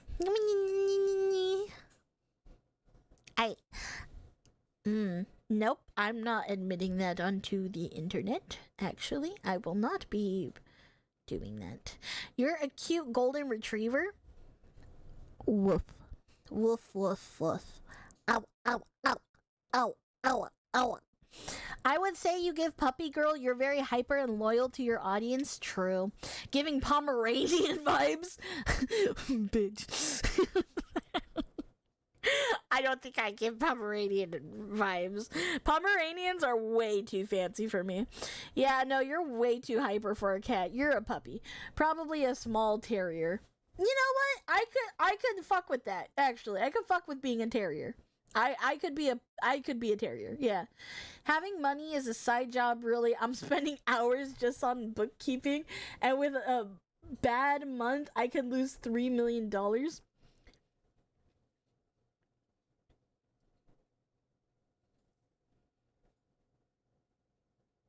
Are you sure? Are you sure, Z? I don't know. I'm not saying you don't need to show me evidence, but like, I don't know. You sound like people I used to know. Mas Chihuahua pienso. If I say Chihuahua, racist. Racist. All of you are racist. It's because I'm Latina. You remind me of my small doggo day. She had 10 puppies and she's 33 pounds of teeth and zoomies. So you're saying it looks like I'm somebody that's had 10 kids? That's rude. Okay, fair enough. I guess I'm your puppy girl pixie. Puppy girl pixie. That's what I am. All right. Let us continue. But Clara, and they end up getting married. And at some point along the line, Paul, Pappy, is like, you know what? You look more like a Polly to me. He literally names his wife after himself, which is the second pilot I've covered on this channel that just randomly renamed their wives. I don't know what's going on with that, but yeah, I don't know, so now man. he's married to Polly. Hello, horse. I shall call you Burger. Now, right around the time his first 6-year enlistment's about to be up, there's this big push through Congress to be able to have enlisted guys go and be pilots. And for this, Pappy's a shoo-in. He already knows how to fly planes because he's been paying civilians to teach him, and he knows the inner workings of every single plane that the U.S. Navy has. Because of this, they tell him that if he re-ups for another 6 years, they'll give him one of these pilot slots, and he can go off to flight school, so he takes it. Graduates flight school, no problem, goes off, gets attached to VF-1, one of America's first ever fighter squadrons known as the Top Hatters. This is one of, if not the best fighter squadrons America has at the time, and they are the ones that go through and basically pioneer combat aviation between World War I and World War II. These are the guys that perfected carrier landings, aircraft carrier warfare. Pappy was there for all of it. Towards the end of his time at VF-1, he's also selected as one of the pilots that goes out and searches for Amelia Earhart after she was lost. He then spends the last couple of years... this man is a badass. Oh my god, the fact we haven't heard, or the fact I haven't heard about him more is insane. That's so cool. That is so cool. Imagine saying you were somebody that went on the search and hunt for the search and rescue of Amelia Earhart. Bruh, that's so cool. That is so cool. Day, you know, Rebecca, on how crazy you are? What? Well, you're Latina and you want kids. Isn't that basically a walking clown car? If I could have kids, that'd be nice. I wouldn't mind. I can't be racist. I don't know shit about NASCAR. Crow, I like you. Just stumbling his way through the most interesting life ever? No, for real. And I thought I had an interesting life. Literally knew zero about Alexander Hamilton until music number. Same. No need to imagine. She's a VTuber. Fuck you. And they are the ones that go through and basically pioneer combat aviation between World War I and World War II. These are the guys that perfected carrier landings, aircraft carrier warfare. Pappy was there for all of it. Towards the end of his time at VF-1, he's also selected as one of the pilots that goes out and searches for Amelia Earhart after she was lost. He then spends the last couple of years of his 20-year career as a flight instructor before retiring. Oh, also, during his 20-year military career, in the back half of it, he started having trouble having a bunch of cavities, and he just kept going back to the dentist to get his mouth drilled in and get these cavities filled, and eventually it was taking up too much of his time. It was taking up too much time away from the flight line, and he didn't like it, so he just goes to the Navy dentist and is like, hey, just pull all my teeth out and give me dentures. And the Navy dentist is like, oh my god, absolutely not. And Pappy Gunn is like, fine. So he goes into the civilian market and has a civilian dentist pull out all of his teeth and give him dentures. Like I said, the dude is a workaholic. You know so what, Pappy though? retires from the Navy. I can respect that. Like, to actually... Did you just call me a virgin?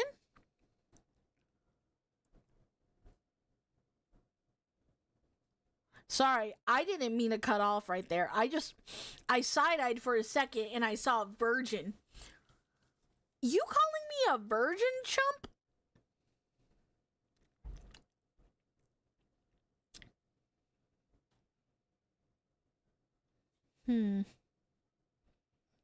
Walking on thin ice, buddy. Don't hurt me? Yeah, that's what I thought. That's what I thought. Alright. I like it when my men beg, okay? Shut up. Get out of here. Fuck out of here. Fuck out of here. Okay. I'm just a little guy, please. Yeah, no, dude, this guy is mega hardcore.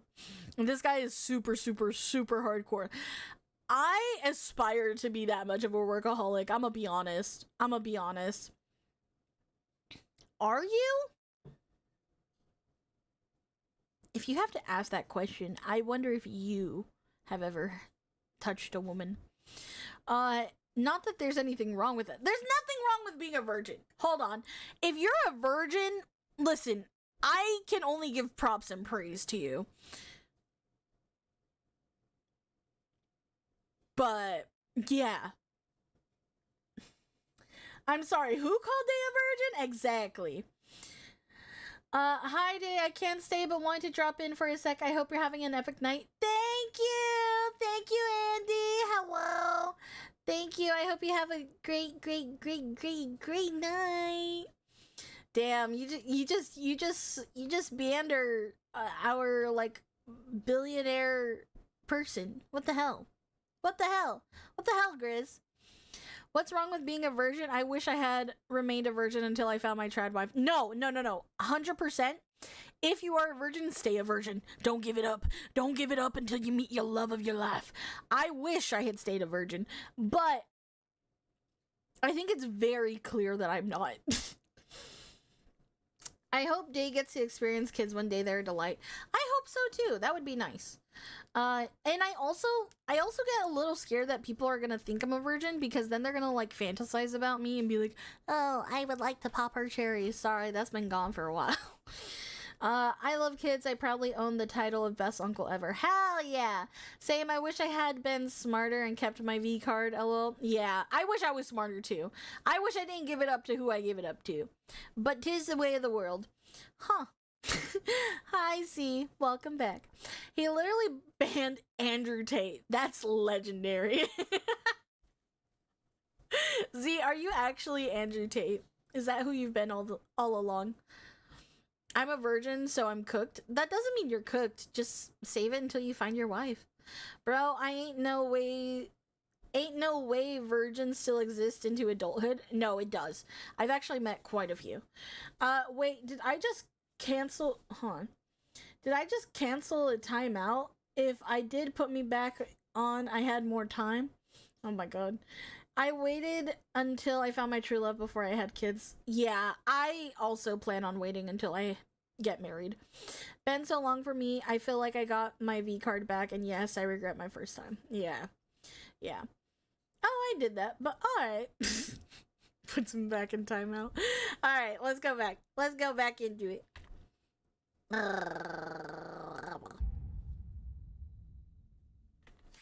So, Pappy retires from the Navy. Pappy and Polly move the family out to the Philippines in Manila. They've got 2 sons and 2 daughters, and they're living out in the Philippines. And Pappy is a founding member of Philippine Airlines. They've got a couple of Beech 18 planes, and they're flying people all over the area. This goes on for a couple of years. Pappy's retired. He's still flying planes. He's got his dream job. He's got his wife. He's got his kids. Because of the exchange rate between American currency and Filipino currency, they're basically very wealthy. They have servants working in the house. Things are great.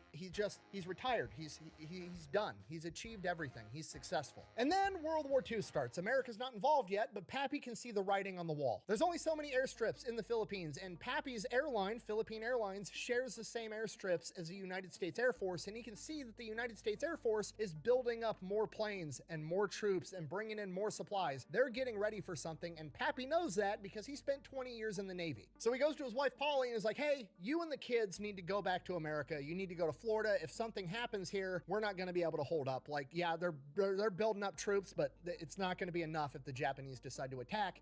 You need to get sent back home. Polly, his wife, absolutely refuses. She's not leaving. Okay, fine. Now, by this point, Pappy's been in the Philippines for years. Everybody in the aviation community knows who he is. He's the best pilot around. If you need a pilot to get you somewhere nobody else feels comfortable getting you, or you need to fly through a storm, Pappy's the guy you go to. And on December 7th, 1941 is one of these cases. Pappy's plane gets chartered to fly through a storm. Pappy does it, flies through the storm, no problem, lands. When he lands, he blows out a tire on his landing equipment. He's now stranded on this smaller island until he can get this tire fixed. Not a big deal. Until he hears all the radio transmissions that the Japanese have just attacked Pearl Harbor. Oh shit, he needs to get home right now. So he gets on a boat, and then he gets on a train, and then he gets on a bus. He travels for an entire day and eventually makes it home, hasn't slept in 2 days, walks through the door, absolutely furious. The family's freaking out. His kids are like between the ages of 8 and 14. He's pissed off. He's telling Polly, damn it, you should have listened to me. Now it's gonna be too late to get you out. I needed you to leave. Now the Japanese are coming coming here to attack us next, and I'm not going to be able to get you out. But he's going to have to, so he leaves. He goes back to the airfield, Nichols Field, and he goes to where his hangar is with all of his airplanes, and he separates his planes out, sticking them in the spots that are least likely to get attacked by the Japanese, not if, but when they launch an air raid, because it's probably going to be tonight. He needs to save his planes so that he's going to be able to save his family. And at this point, Pappy's like the only one that's just ratcheted up to 11. Like, everybody else is like freaked out and sad. Pappy is like the one dude around that knows that the Japanese are on their way. He served 20 years in the Navy. He knows the only reason the Japanese would attack Pearl Harbor and cripple the American Navy was so that they could attack everywhere else in the Pacific Theater with impunity, and that's exactly what they're gonna do. On top of that, he also knows the atrocities that the Japanese military committed at Nanking and in China, killing and murdering innocent civilians and torturing them for fun. So he's freaking out, and he's trying to figure out how to get his family off of this island. And while this is holy shit. Holy shit. He is going over and fucking beyond, bro. Oh my god. First off, I would also be so mad at my wife had she stayed. Oh. And here's the thing. And see, this is why I want to marry a man that is like smarter than me, because I don't have common sense. I'm gonna be honest. I got barely any brain cells to work with, okay? But if my husband were to come home and say, hey, you need to get the kids out of here, y'all ain't gonna be safe, I need you to get the kids to safety and go back to America, I would be going. I would go immediately. I would 100% be like, all right, Snuggums, I love you so much. Have fun with the war. I'm gonna go take the kids, you know? And I would go and do what I gotta do, you know?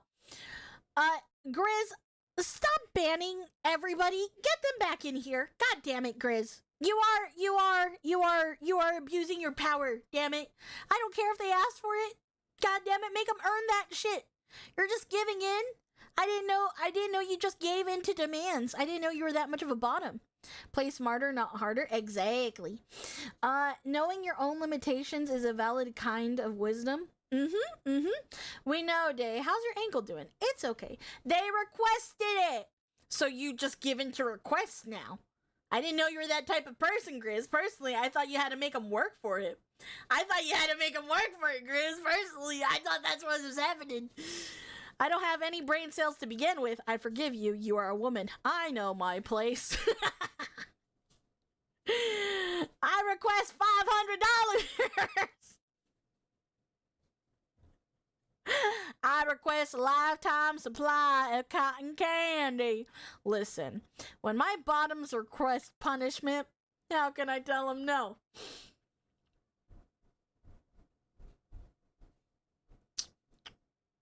That's not how it works. That's not how it works. You tried your best, though. You tried your best, bud. I can appreciate that.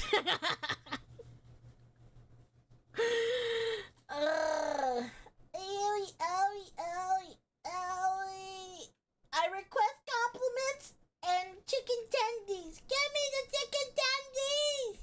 I want the chicken tendies.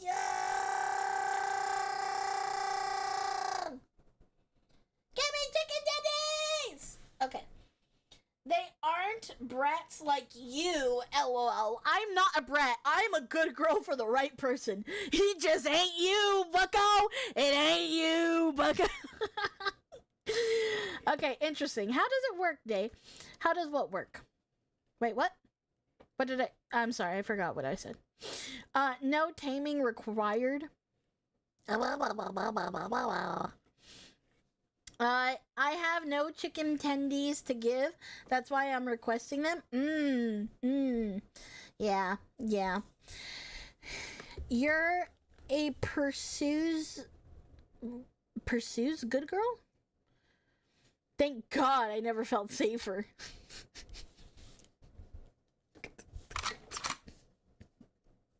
I'm sorry, little ones. You don't deserve this.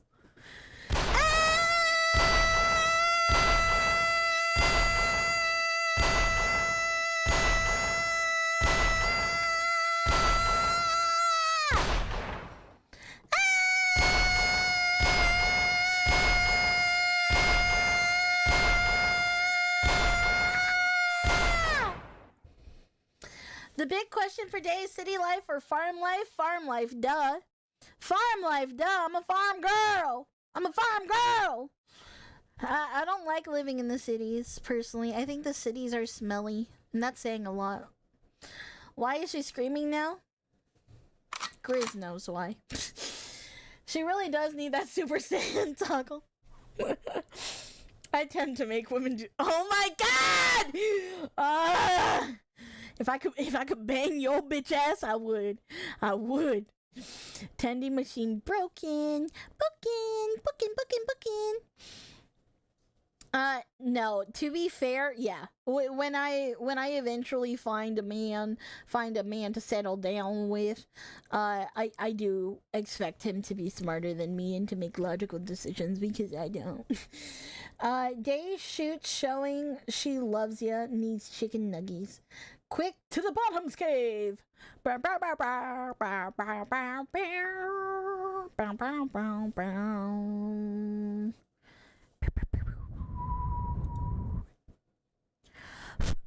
Let us continue. I'm done paying attention to Grizzly.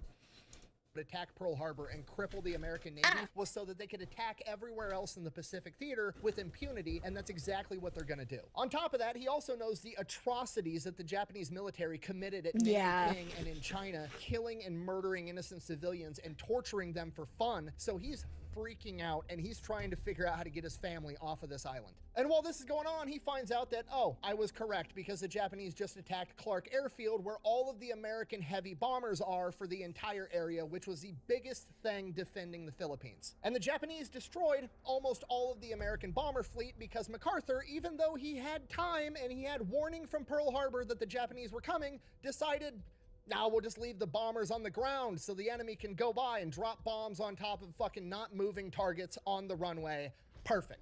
That shit is crazy.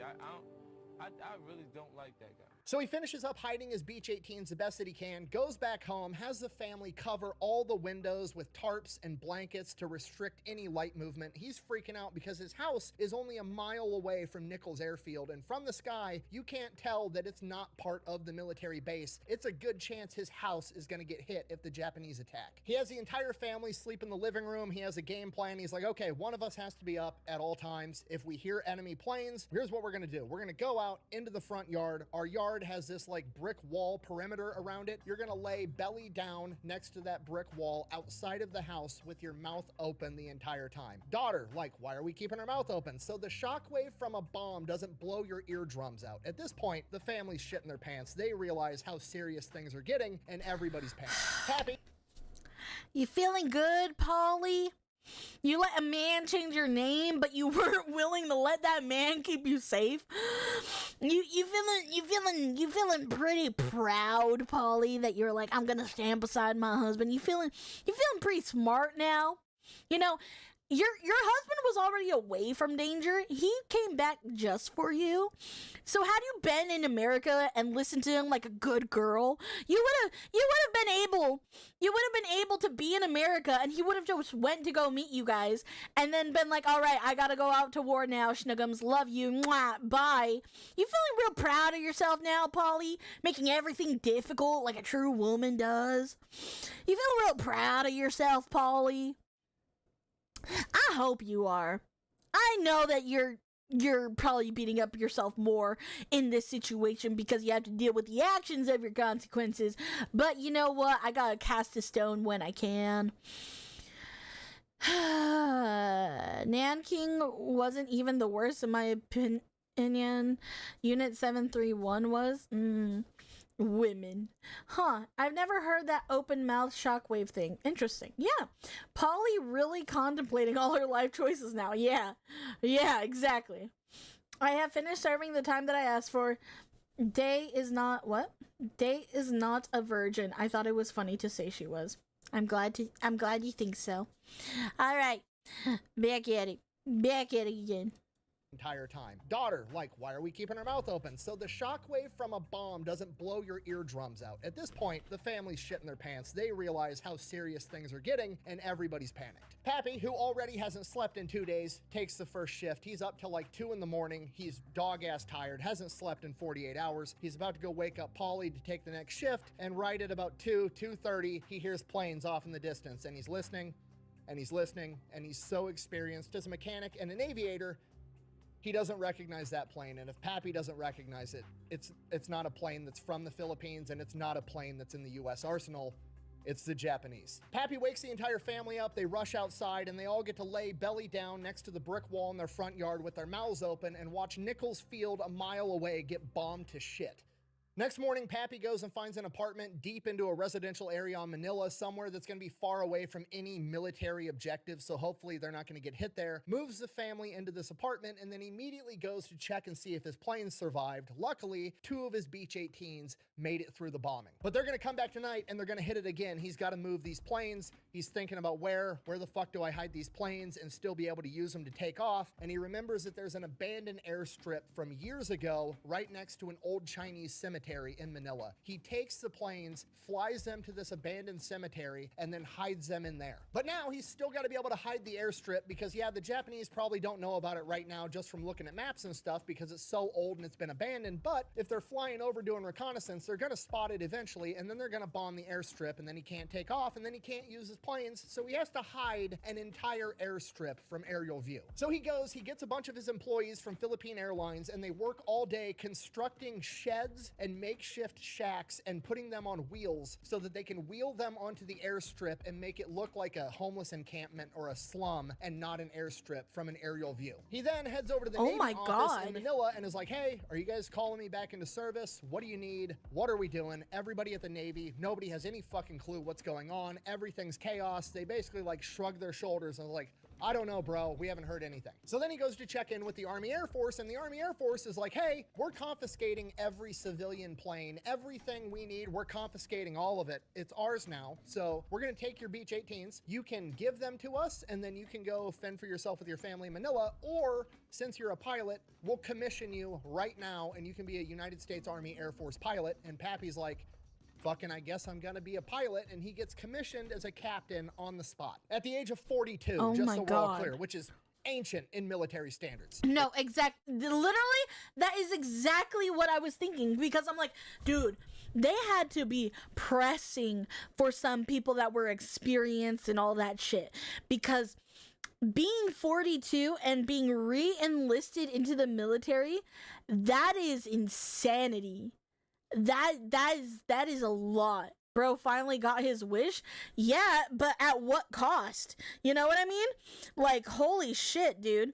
And then, like, also, he is smart. We don't have the budget for that. Man. Crow, hello. You're finally not timed out anymore. That's 2 comments she ignored. Now, I ignored your comments? Hold on. Stop LARPing as a dog, you are a pixie. Wow. I don't know if I missed another comment of yours. Sorry, I didn't mean to. I just bring a brr. I asked to band together for a potluck. You poor thing, you were taken advantage of. I'm not a furry. You're a furry. You bitch ass motherfucker. Okay. True bans require actual punishment. Okay. Anyways. No. He is really smart. He is very, very smart to be able to like go and think of like to think on his feet about like the tactical things that Japan was going to do, you know, like blow up his planes and all that. I don't think you ever answered my earlier question either. What was your question? Also, you guys have to remember there are 2 chats that I'm monitoring right now, so I might skip yours or twice, maybe. It depends. It depends on my mood and if I could keep up or not. Women call me a punishment too. I don't think that's a good thing. If you are not pleasure, then you're doing something wrong. Wizard main spotted. Pappy is a strategic thinker for sure. Oh, 100%. 100%. See, I suck at strategies. I really do. And here's the thing. My dumbass thinks that I would withstand and outlast a zombie apocalypse. But if I'm being absolutely 100% honest with myself, I don't know if I'm smart enough for that. I'm probably smart enough to be able to get people to protect me, and willing to give their lives in order to protect me, but I don't think I have much value. What are you bringing, huh?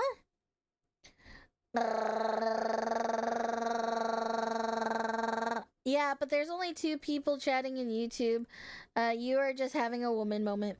Oh my god! Alright, you're getting banned, Josh. It was nice knowing you. You're getting banned. You're getting banned. I'm gonna have ants crawl up your dick hole. Okay? Keep talking. Keep talking your shit. Alright? Remember, you have a pecker. I do not. They have a hole. They'll turn your penis into an anthill. They'll go inside your penis hole. Yeah, you're gonna feel all the creepy crawlies in there. Leaders aren't the smartest. They are charismatic and smart enough to know when to defer to a person better suited. That's true. That is true. That is true. Valiant VT, thank you so much for the follow. Also, Blunt Estache 49, thank you so much for the follow. Welcome to the Shimmy Army. I appreciate you.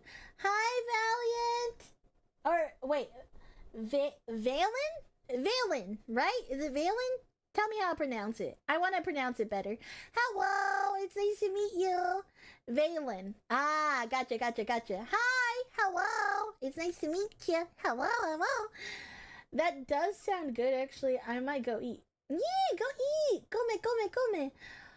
When can I have my women moment? I too wish to bleed. Do you wish to bleed? I'm not sure you do. It's very painful. You showed up on my Twitter feed, so I'm stopping by. Oh, gotcha! Hell yeah! I hope... I don't know what Twitter post it was specifically, but I hope you liked it, whatever it was. Hello! Hi! Hello! Notice us? I'm noticing you, senpai!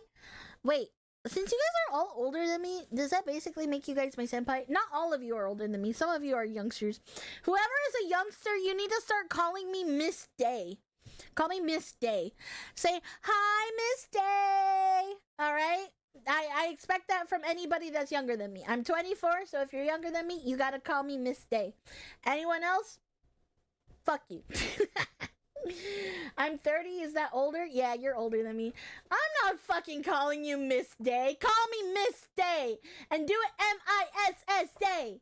Yeah, you better. You better, or I'm gonna beat the shit out of you. Okay? Yes, we'd be your senpai. If I'm your senpai, you're cooked. I'm like 5 years older than Dave. It feels more. Are you saying I act young for my age? No promises. Be careful what you ask for. Mistress Day. No, Ray TM. No. Bad squishy. You're making me get out my schlong, okay? Miss Day. Not Mistress Day. Miss Day. Alright? I am only wife material, not mistress material. Kid Day? No, I'm not a child.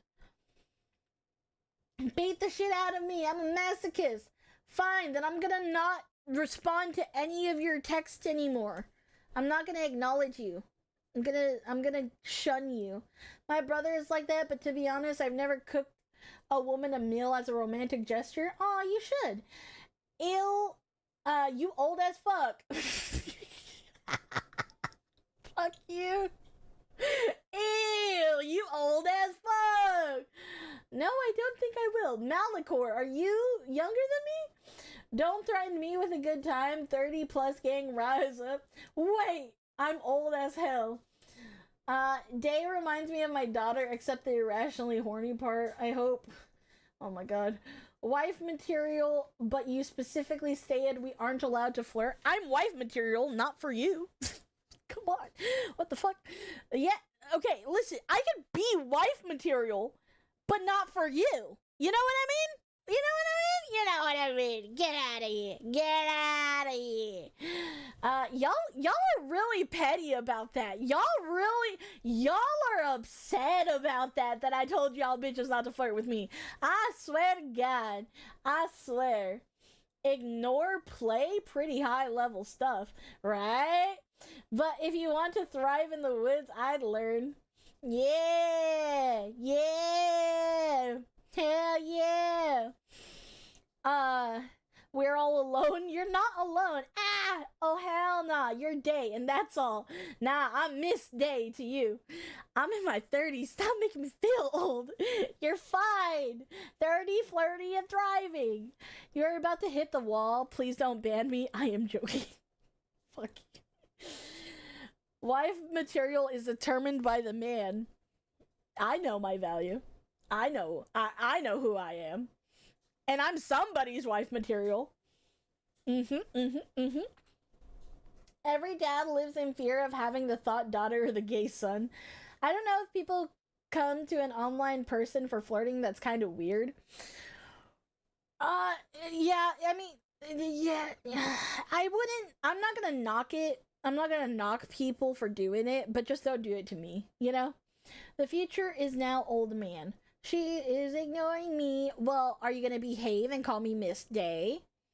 Wife material, that's a thing. It's a thing. It's a thing. I swear it. I swear it. Yeah, some poor broken woman's future ex-wife.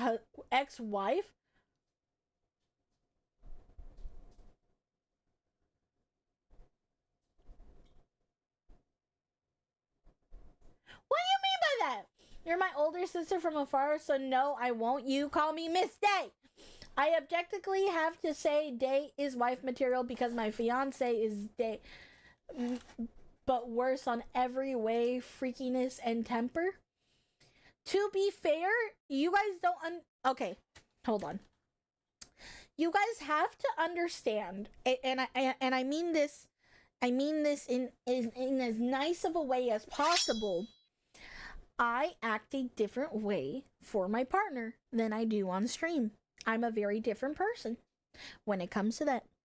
And the reason you guys won't ever know about it is because I would not be with you. That silence was so loud I could hear the gears grinding. What silence? I found plenty of girlfriends by flirting online. Shit happens. It really does. Girlfriend experience exists, but this ain't it. Exactly. It's meant for somebody, but not me. Not me. Not me. Whatever helps you feel confident, Day. I'm gonna fight you. Anyways, let's get back into the video, shall we? I feel... I keep derailing today. Today is a derailing day. Now that isn't true. There's a whole roleplay community for you. There is, and it's on VR chat. We're going to take your Beach 18s. You can give them to us, and then you can go fend for yourself with your family in Manila, or since you're a pilot, we'll commission you right now, and you can be a United States Army Air Force pilot. And Pappy's like, fucking, I guess I'm going to be a pilot, and he gets commissioned as a captain on the spot. At the age of 42, just so we're all clear, which is ancient in military standards. Things aren't so bad. Food's a lot better. We used to boil everything. No polio's good. Internet, so helpful.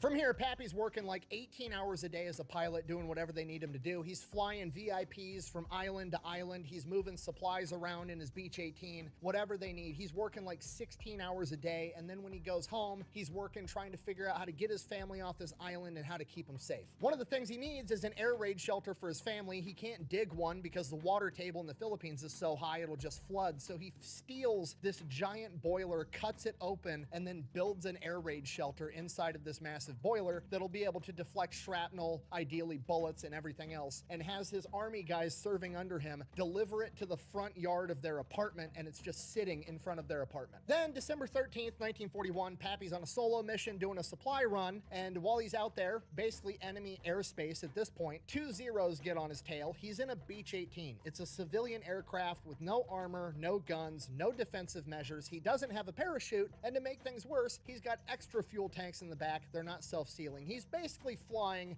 a giant incendiary bomb, and he has no way of defending himself.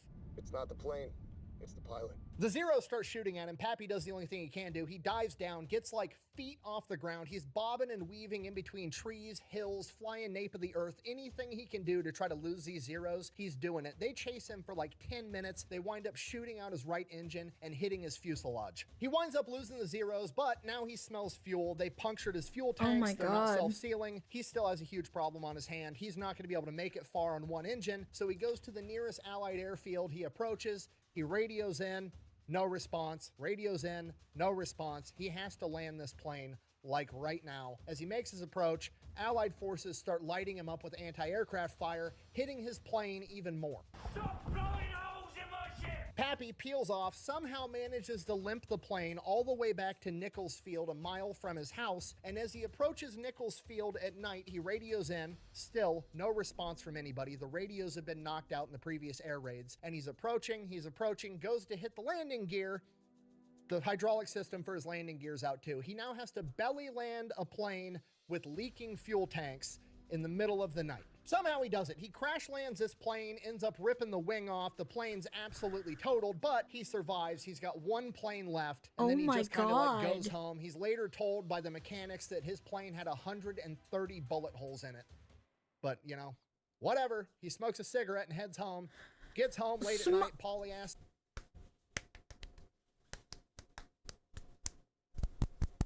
I don't know if you could hear that. That's me slapping my fucking head.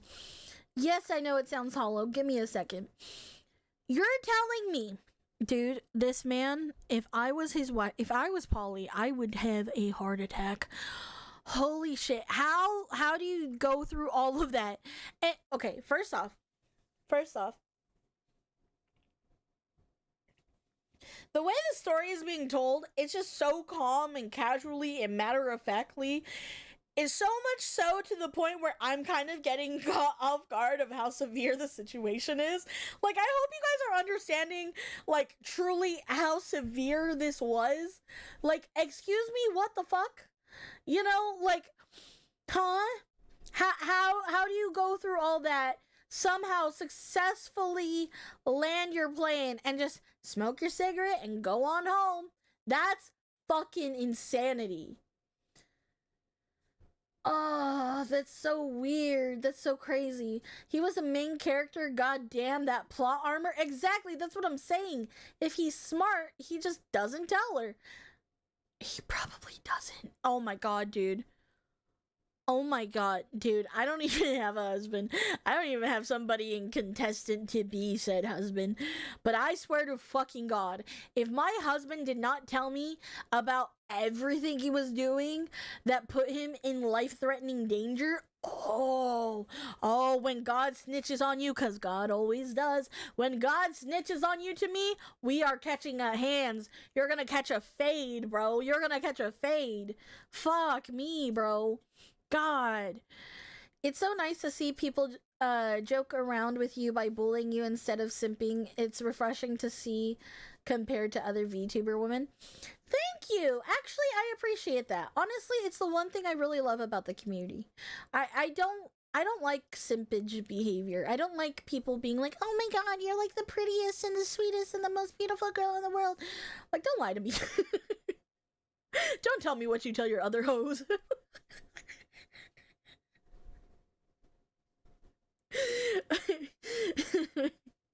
Just act like my brother. Get in here, let's tussle, you know? Dang, military men know the risk. I didn't serve in war, but I was very aware of my mortality. You get used to it. It's another day. Yeah, but that's scary. Like, I don't know. Just to be so nonchalant is insane to me. The situation sounds like a Michael Bay movie. It does. Imagine her finding out through a YouTube video. Bro. Yeah, we are running them hands. We are running them hands. You would not be able. You would not be able to stop me. Just bah, bah, bah, bah, bah, bah, bah, bah, bah. We don't simp, we lovingly belittle. Lovingly? Fuck you, Chris. Simping ain't easy. Dude, simping, you gotta earn. Like, listen. Whoever you simp for better earn that simpage. You know what I mean? Like, that better be the love of your life if you simping for her. My fiance would kill me for saying she's the most beautiful in the world. In her words, Megan Fox exists, you lying bastard. Honestly fair. It's how I stay very calm about occasionally coughing up blood. James! Who said we simp on here? The fuck? Nobody said you simp here. We're saying you don't. Also, thank you, the funniest pervert, for the follow. Welcome to the Shroomy Army. I appreciate you. We don't tell you because we don't want you to worry. I'm a worry anyways. I'm a worry wart. I'm a worry wart. Worry. You are very sweet though, Dave. Thank you. I appreciate it. I don't know where you guys get that I'm sweet, but I appreciate it nevertheless. I hate for the love of the game. The game is gonna play you one day, Grizz. Remember that. What goes around comes around. Goes around comes around. Poor wife, though. You know what? No, she got herself in this situation. Fuck what I'm saying. Later told by the mechanics that his plane had 130 bullet holes in it. But, you know, whatever. He smokes a cigarette and heads home.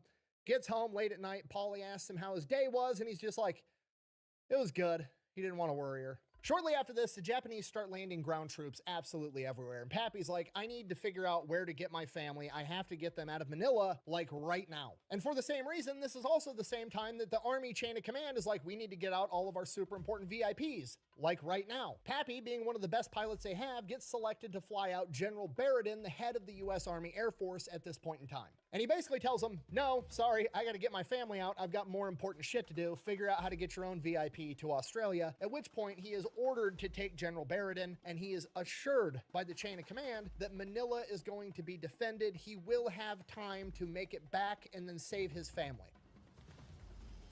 It's working. So he does it. He follows orders. He flies General Barradin and his staff to Australia, and by the time he lands in Australia, he finds out that MacArthur has declared Manila an open city, and it has been turned over to the Japanese with zero resistance. His family, for all intents and purposes, as far as he knows, is either dead or put in a Japanese internment camp.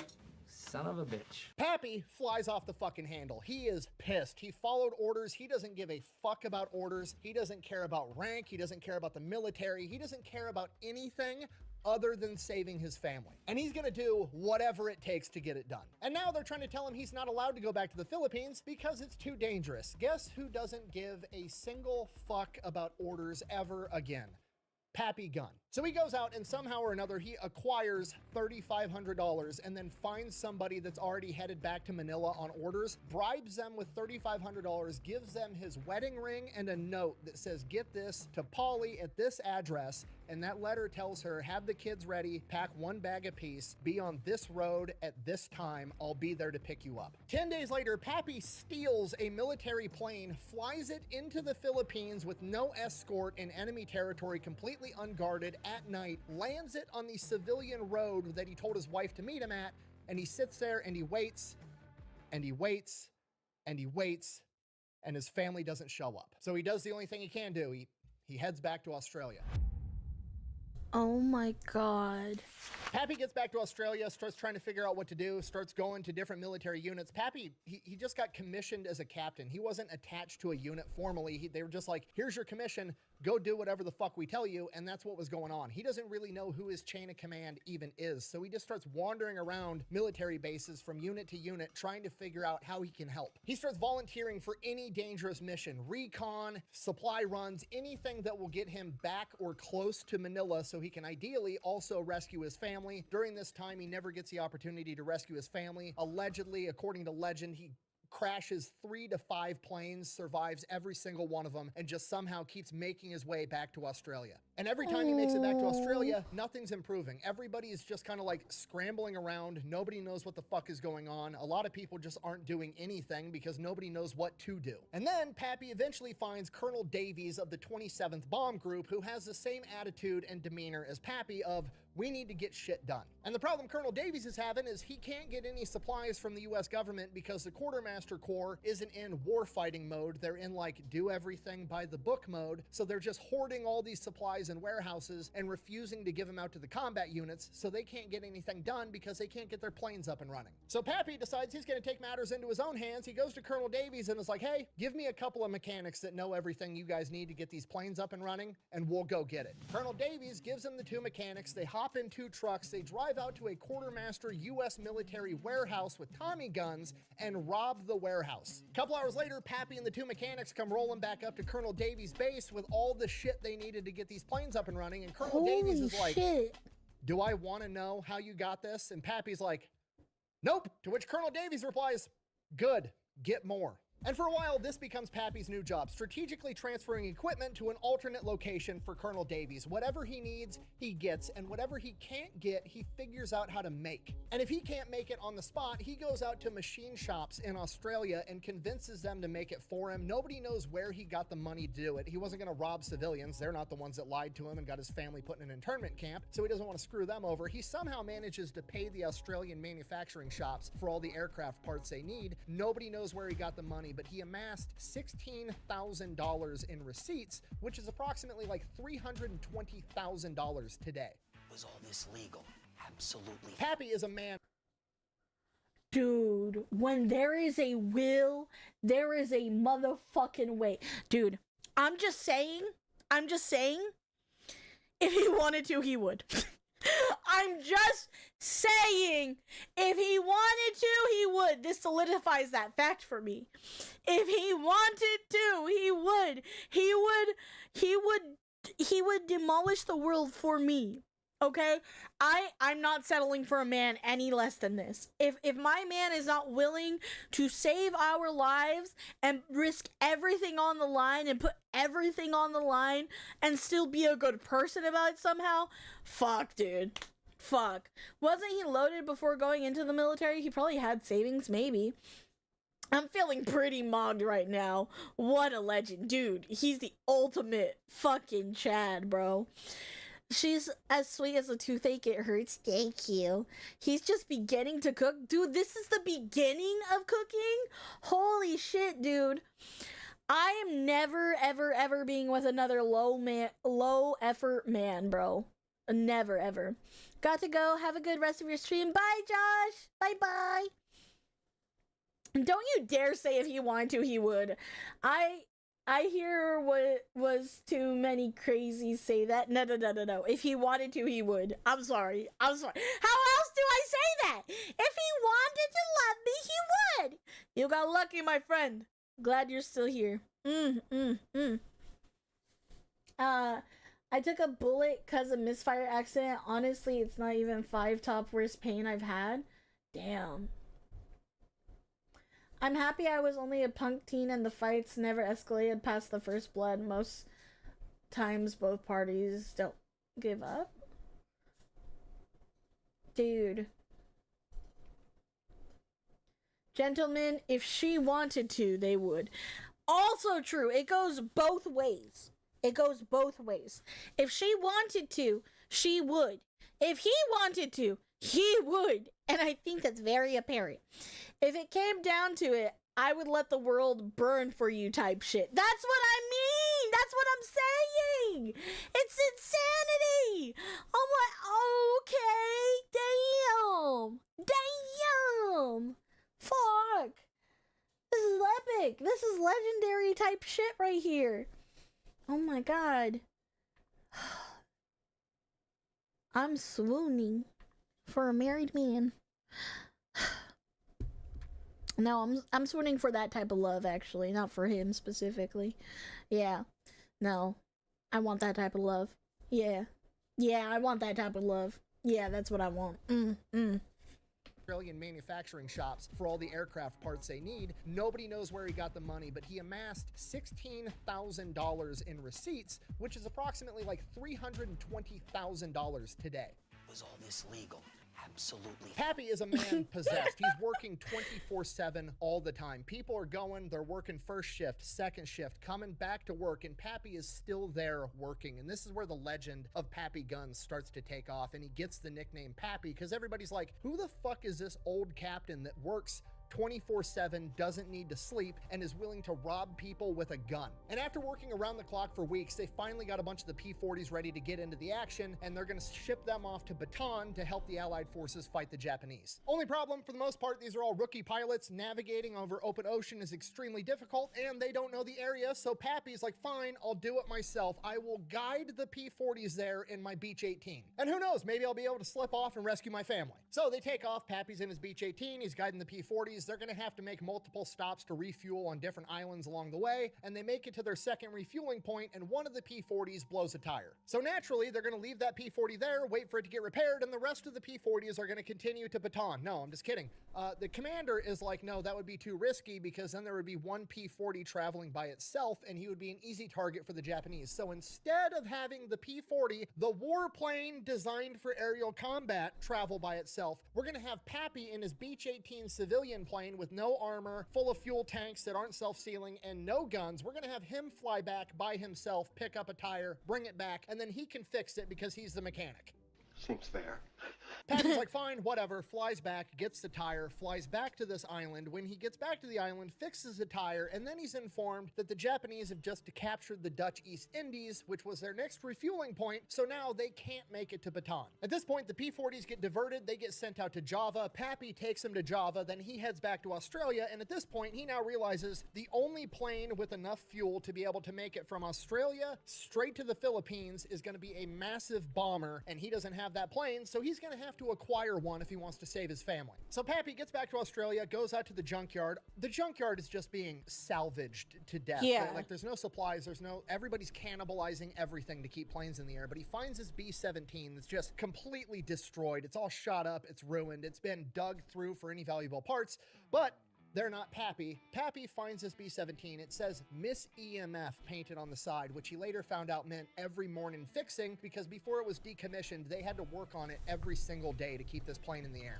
Pappy goes to work around the clock, working on Miss EMF, stealing all the parts that he needs, and he gets his B-17 to the point that it can fly. And unlike his civilian Beach-18, this can carry guns and ammunition, which is something Pappy definitely wants. So that's exactly what he gets. We don't really know how for sure, but allegedly the word on the street is by this point in time, Pappy had started carrying 2 Colt 45s on a chest rig on either side of his body, and he convinced a supply sergeant and some aviation mechanics to load up his plane at gunpoint. He then proceeds to go on multiple combat bombing missions by himself under no orders. Then the next opportunity to get to the Philippines arises. Basically, what's going on at this point is Allied forces on the ground are just getting ravaged by malaria. They need to get malaria medication smuggled into the Philippines to keep their troops up and fighting. So they're going to get all this malaria medication, and they need a crazy pilot to fly all the way there, and Pappy volunteers, thinking it's going to be another opportunity to get close to my family. Maybe I'll be able to rescue him. So he loads up his plane with quinine, malaria medication, and flies straight towards Bataan. On the way there, about 12 hours in, Japanese Zeros spot him. They come in, they shoot him down. Pappy's somehow able to limp this thing to the nearest island, where he has to crash land into a coconut grove. Pappy then links up with friendlies on the island, finds out that his family is still alive, and then figures out a way to make his way back to Australia. A submarine comes and picks him up. When he gets back to Australia, he checks out the flight line, and This man, this is the ultimate fucking story of side missions, because holy shit, he has a mission, he has an idea, he goes and immediately is shot down. And then while he's shot down, he finds out his family's alive. How do you even find out that your family is alive during that? How do you even find out? How did he know?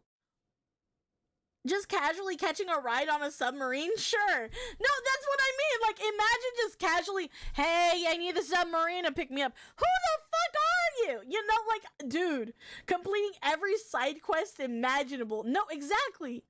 Random thing, but what should I name my Animal Crossing town?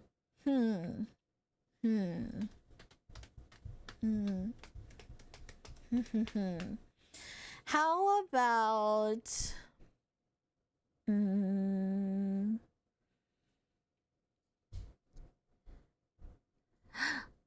Mushkin Town. Mushkin Town. Yeah. Mushkin Town. Mushkin Town. Mushkin Town. Side quest? This is his main quest line. No, I know.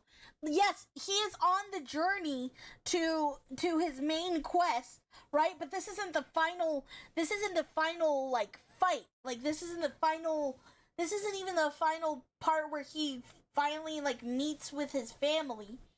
He's on the side quest trying to get to the main quest, the final battle. You know? Like, oh my god. Oh my god. Hold on, I need to stand up really quick for a second because my legs hurt from sitting down. I've been sitting down editing all day. I'm realizing I probably should have got up more. Ugh, my legs. Ugh. Okay. Name it Blimbopopus? No, I don't even know how to say that. How do you even say that? How do you even? Ooh, you know what?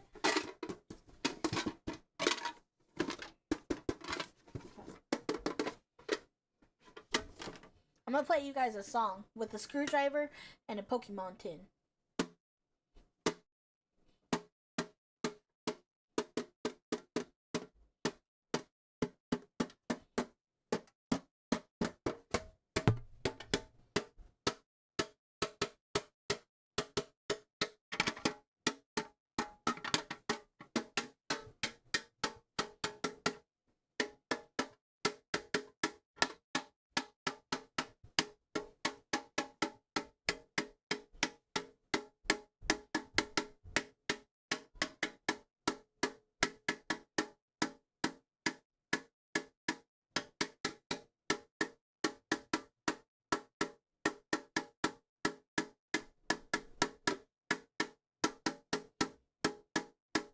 We don't have the budget for that. Day. Boo! You suck! No, you suck! I thought I was doing great! Fuck you! Welcome to Experimental Musical Hour. Dave forgot her ADHD meds, so we all suffer. I haven't been diagnosed yet!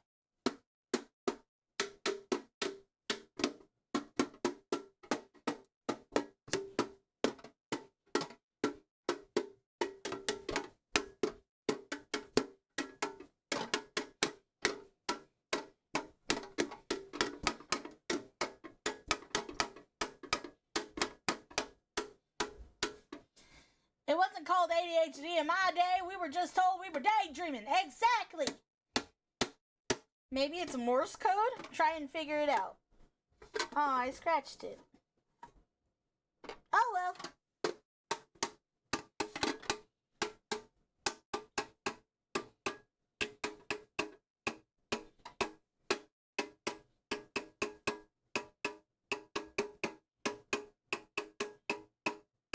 And here we see a wild pixie in the middle of her streaming time, tisming about out and forgetting about the video she's reacting to.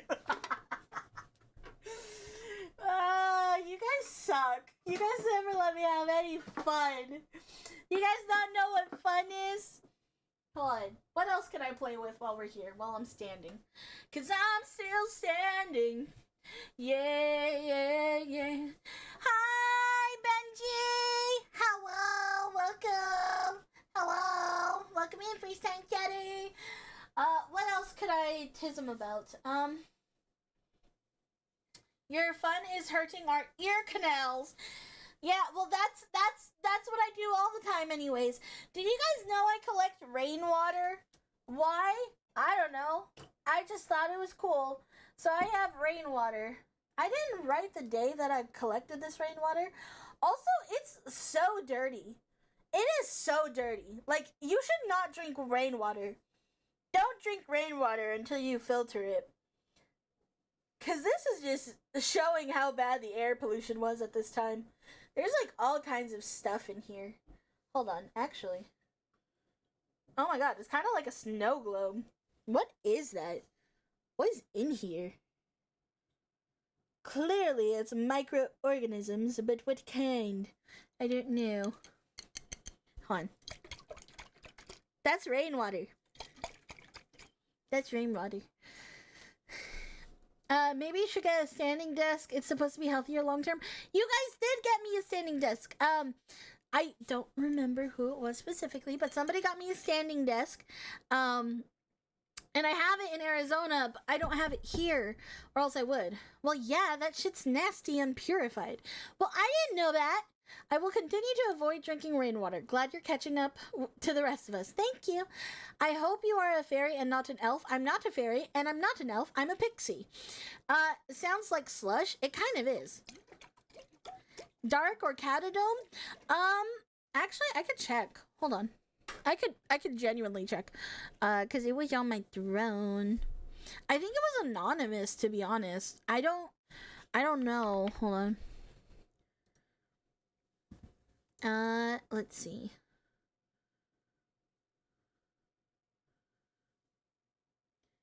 Isn't a fairy the same? No, it's not, you racist. Hold on. I'm still standing. Yeah, yeah, yeah. Yeah, I'm still standing. Yeah, yeah, yeah. Okay, hold on. Let's see. Orders. Give me a second.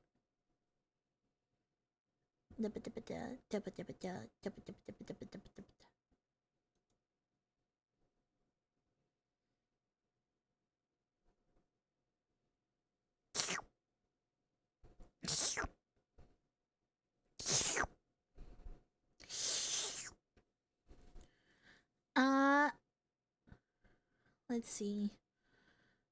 Standing desk. Okay, it was by Doll, Anonymous, and somebody that said for the pixie. Yeah. So 3 different donators, but one was Dalbin, one was Anonymous, and then one was somebody who named themselves for the pixie. So thank you. I appreciate you. Thank you. Okay. I just beat... that's very beautiful. Thank you. I just beat the league in Pokemon Leaf Green when my team was like 10 levels below the champions team. Yippee! Yippee! All term for numerous fae. Technically, dwarves, gnomes, elves, pixies, brownies, sprites, spriggans, and far more are all in the classification of fairy. Shh. Shh. Shh. Truly a ragtag group up to mischief? According to Lord Frieza, you can't be racist if the race doesn't exist. Fuck you. It could be any one of us. It could be you. It could even be me. How far is she into the video? I'm guessing 15 minutes. I'm 27 minutes into the video for your information. But fine, I guess we should get back to it then. Ugh, you guys are rushing my creative genius! Genius! Okay, yummy bye.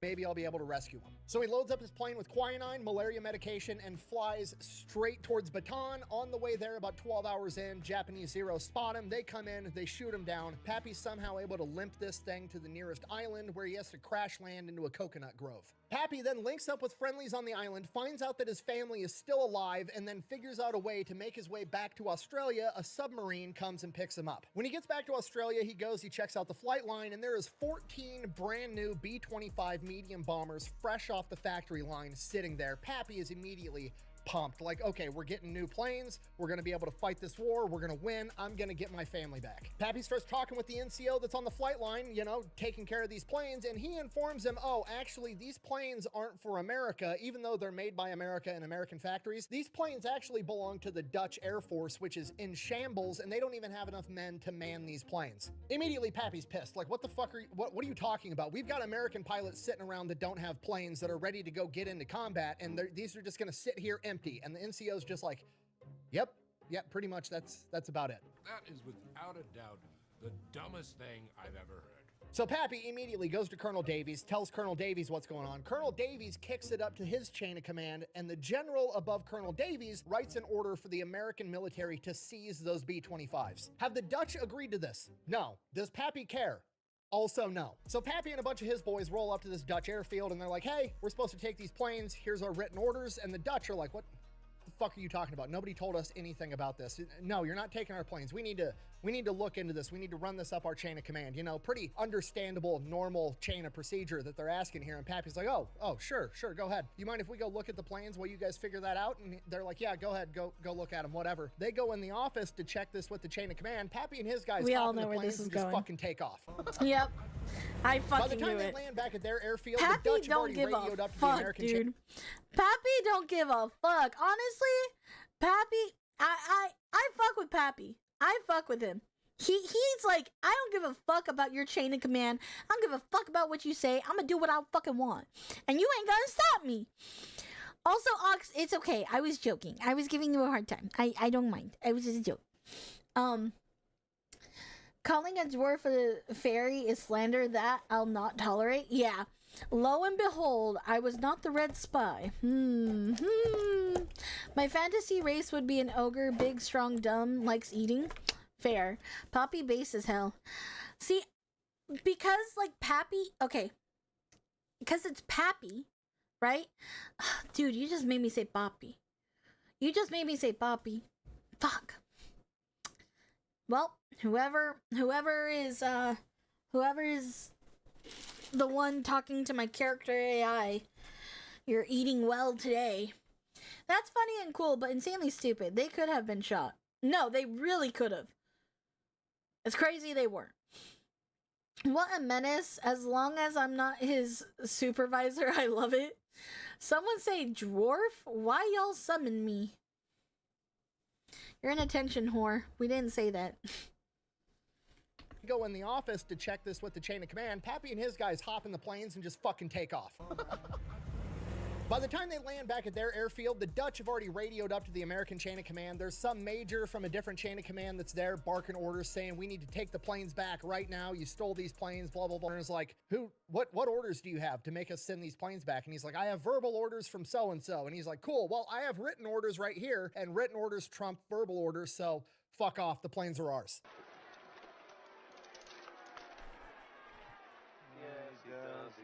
Pappy has just strategically acquired an entire fleet of B-25 medium bombers. But there's a problem. They don't have bomb sights, so they're kind of worthless. The Dutch probably took the bomb sights out and then locked them up in the weapons cabinet, which would be standard procedure at this point in time. So, yeah, they're basically just giant transport planes without the ability to accurately bomb, so they're worthless. At which point, Pappy says, I'll be right back. Pappy takes off, goes back to the Dutch airfield with his Colt 45s and robs the supply sergeant and takes the bomb sites and brings them back. Pappy doesn't give a fuck. What are they gonna do? Court-martial him? They already got his family put in an internment camp. He doesn't care. So now Pappy starts learning everything about bombers, right? He was a Navy pilot. He's only done dive bombing. These things can't dive bomb. What the fuck? And strafe the entire deck, taking out the anti-aircraft guns, or at the very least suppressing them so they can't shoot at the B-25s, and the B-25s are gonna fly right over the top and bomb the fuck out of the ship and sink it. That's the plan. Okay, and just so we're all on the same page, I'm like, oh, he throws some 50 cals in a plane. You don't just throw 6 50 caliber machine guns in the nose of a plane, okay? You're looking at like thousands of pounds of extra weight between the guns and the ammunition in the nose of the plane, throwing off the weight, the center of gravity, the aerodynamics, absolutely everything. Regardless, Pappy works around the clock and figures out how to make it work. And then it dawns on him, well, what if I do the same thing to the B-25s? Then they can light up the enemy anti-aircraft fire on their way in as well. It's even more suppressing fire. That's how Dad did it. That's how America does it.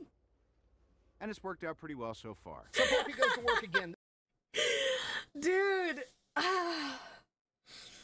This crazy bastard. I'm telling you. He is overpowered. This is a Mary Sue in real life. You understand that. There's a lag. Oh no. Basically, Pappy. Not Pappy. Pappy.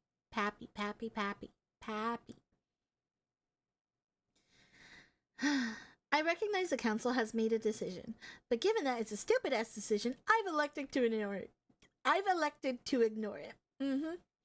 Daddy winning today? It's wrong. It's wrong.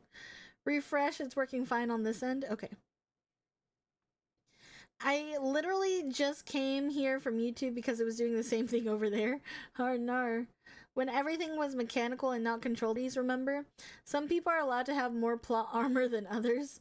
Yeah, that's true. Kratos is smiling somewhere hearing this. Pappy's too OP. Please nerf. That's strange. Might be your internet then. Yeah. Okay. As it seems to only be one person that's lagging, I think. Perhaps. Perchance. Perhaps and perchancey. It lagged there for a bit. Oh no. Oh no. Oh no. Oh no. Oh no.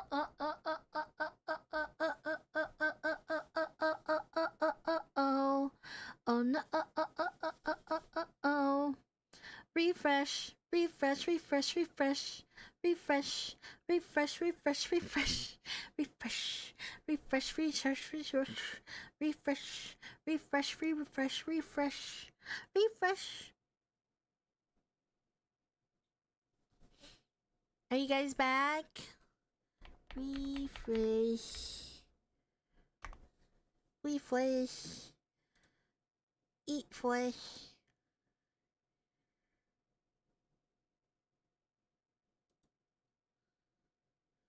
Nah, you lagging for me too? Damn it. Stream dying. Mayday, mayday. It's been fun, boys. No, we can't die. Refresh, boys. I refreshed too. It says that it's fine on my end. So it's weird. I cast restore internet. I cast please work. Please. Fine, I'll refresh it.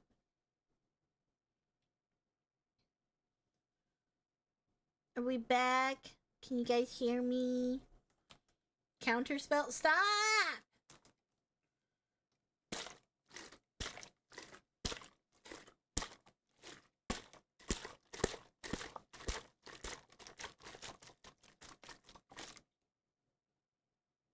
Oh, you know what? Can you guys tell which one's Gatorade? Hold on. Okay. Tell me if you know which one's... Tell me if you know which one is Gatorade and which one's rainwater. Okay, that's one. Which one's rainwater and which one's Gatorade? This is number 1. This one's number 2. Second one is the rainwater.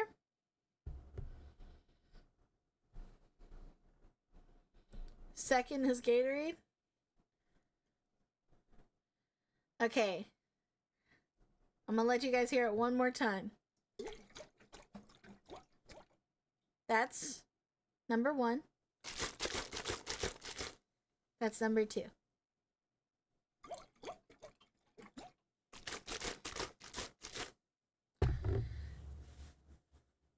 Yeah, number 2 is the Gatorade, number 1 was the rainwater. You guys are silly. Not like silly. Okay. Number 2 is Gatorade. At work. And then it dawns on him, well, what if I do the same thing to the B-25s? Then they can light up the enemy anti-aircraft fire on their way in as well. It's even more suppressing fire. That's how Dad did it. That's how America does it.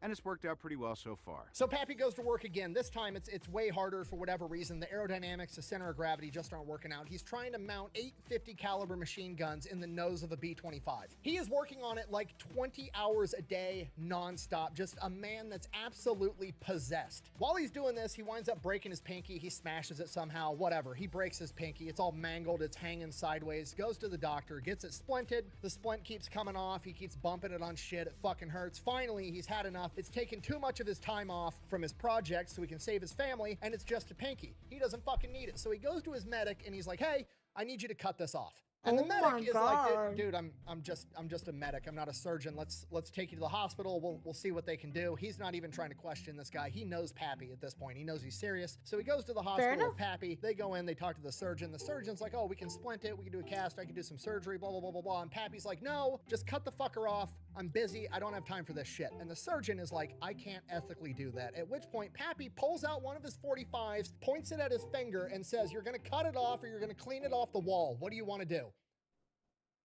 The doctor cut it off. And Fair Pappy enough. goes right back to work with 9 fingers.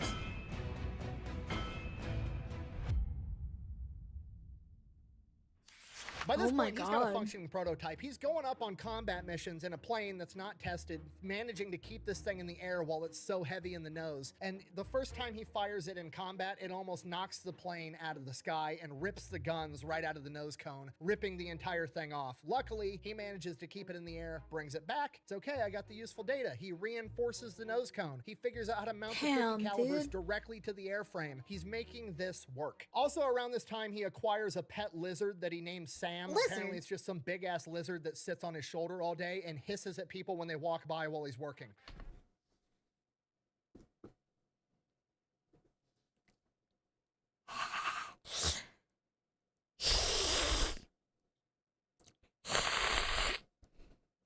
Lizard, lizard, lizard, lizard.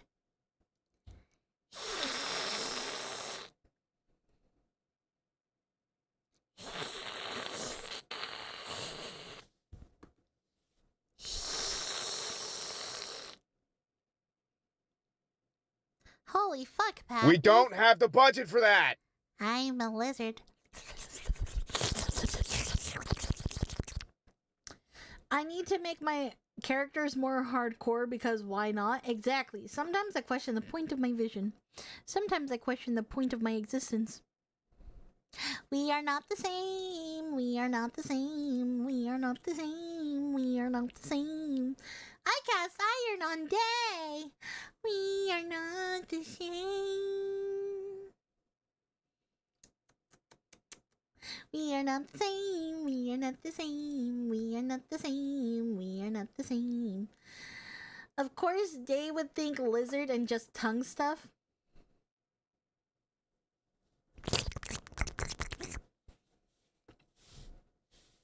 We are not the same. We are not the same. We are not the same. We are not the same. We are not the same. We are not the same. We are not the same. We are not the same. We are not the same. I never question the point of my existence. I know it's inconvenient. I know it's to inconvenient other people. I live for that shit. Of course you do. Well, look at that. She's a scaly now. Ah!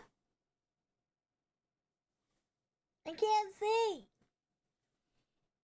Can someone let me out? Okay. Thank you. No, no, no, no, no, no, no, no.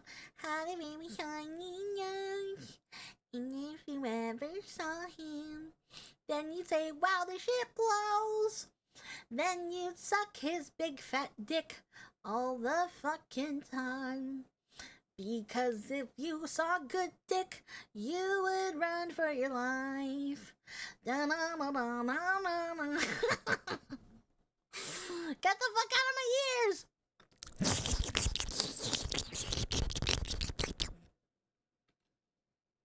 I live to act as gay as possible while being very straight. Fair enough. Day, shut up! Why? I'm doing my job! You fuck up! Shut up! Shut up! Shut up! Shut up! Shut up! Shut up! Ah! No weird ASMR. Day!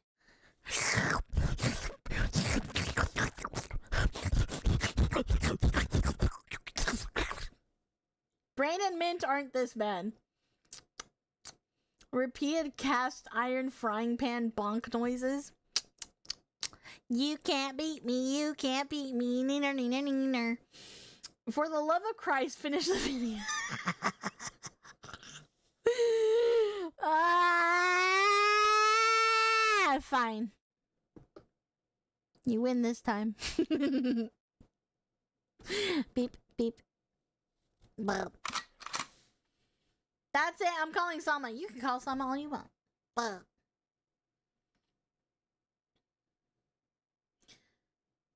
This is just pure ASMR at this point. No, it's not.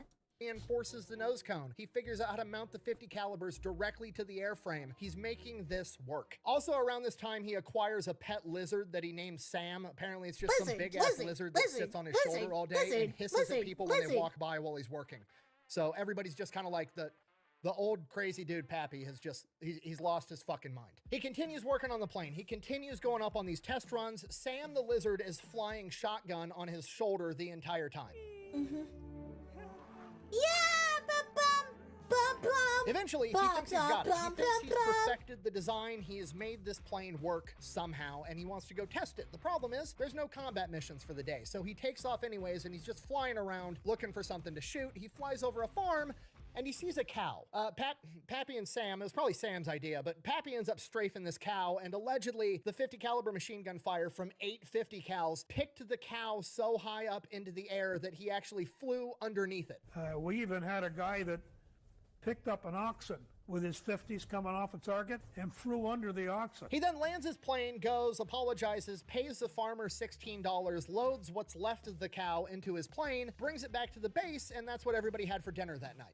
Love that barbecue. Regardless, the plane is, it's almost Fair done. It's enough. almost there. He's just got a few more things to refine, and while he's working on that, he hears that the United States Army Air Force has this new general in charge of everybody, and he's like, I don't care. It's one more bureaucrat to fucking annoy me that I'm not gonna listen to. Just keep them away from me. So General Kenny, Fair enough. Dick Bong's boss, General Kenny, like the famous General Kenny, he winds up showing up to theater. He's, getting ushered around, meeting all the leadership, and he keeps hearing story after story about this crazy 40-year-old dude that's trying to get his family back, that's going on every crazy mission they've got, and he's just looking like a madman on building some Franken plane in the hangar, and he's like, I gotta fucking meet this guy. So he goes out to the aircraft hangar where he's working, fair. and they meet. And at first, Pappy's like, fucking great, another bureaucrat's gonna tell me I can't do what I'm doing, can't save my family, whatever, I don't care. But they meet, they start talking, and he very quickly realizes that General Kenny is not only a capable airplane mechanic that knows what the fuck he's talking about, he also wants to win this war and isn't afraid to do unconventional shit. Is it lagging again? Your own internet is sick of your shit? Well, it's still damn bad. That's pretty funny. Listen.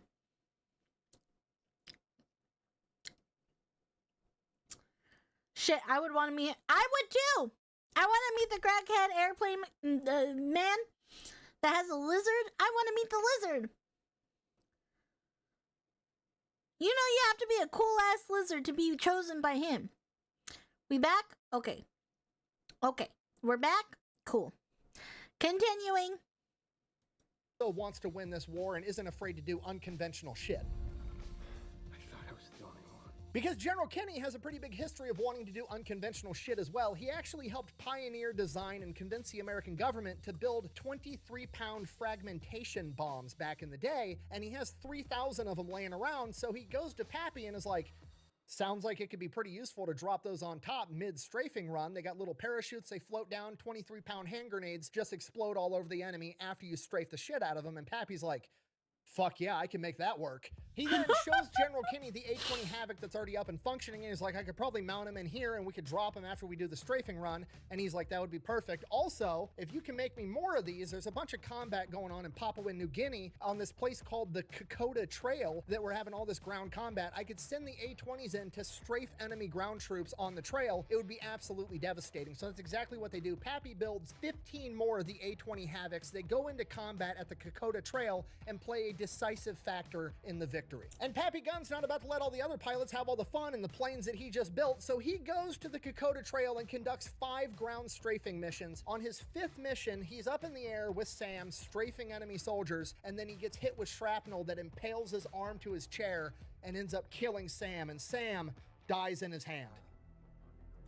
Killed his dog. Oh, Okay, Pappy hasn't gave a fuck in a long time. Now he's running at an active deficit. They've killed the only thing that's brought him any joy in the past, like, year and a half. But the silver lining is General Kenny, seeing how They killed the lizard? They killed the lizard? Also, good night, sweet dream story. He just has this thing around where his bathroom may have. Remember, they are building this shit in real time. Oh my god, dude. Dude. Dude. Not Sam. Lizard.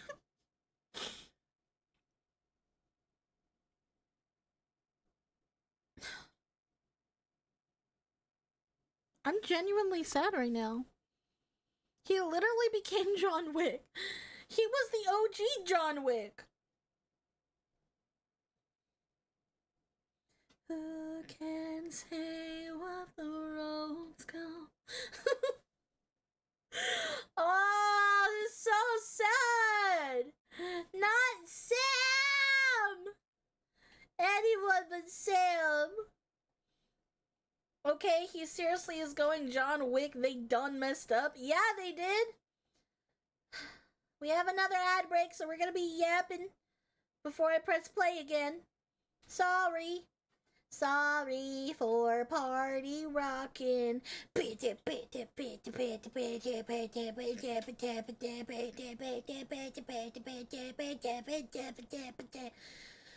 Clearly, cows and lizards are not equal in Pappy's mind because, yeah, it's not. One is a cow that he barely knew, and the other was a lizard that he kept as something to scare people with. It was great. The real reason we won the war was for a lizard. A lizard! Who is this pixie? And why was YouTube blessed me with this recommendation? 07 for Sam. Thank you, Agent Strawman. Hello, I'm a pixie. What's up, my guy? Thank you so much for the $10 super chat. I appreciate you. Hello. It's nice to meet ya. Nice to meet ya. Today I have my puppy ears on. You know, it's funny to think about the fact this is just one guy. How many other soldiers are doing wild shit like this we just never heard about? Exactly! In-Dog Race, thank you so much for the follow! Welcome to the Shroomy Army. I appreciate you. Welcome, welcome. No, seriously, I can't imagine. Like, okay, so my great-grandpa, rest in peace, I love and miss you very much. He was actually drafted to go to World War II, but he wasn't able to because, whatchamacallit, his eyesight was way too bad. They literally could not let him in because he had one glass eye. Day, tell the Silent Grizzly on the other chat that, of course, Pappy didn't value a cow like he did a lizard. The cow won't fit on his shoulder. I mean, it could fit on his shoulder if you really try hard enough. Have you seen the men that are into big women? I've seen them carry some big-ass girls on their shoulders, and I'm like, low-key, it's kind of impressive in a hot way. Low-key? Low-key? Get that strength building up. Get that strength building up.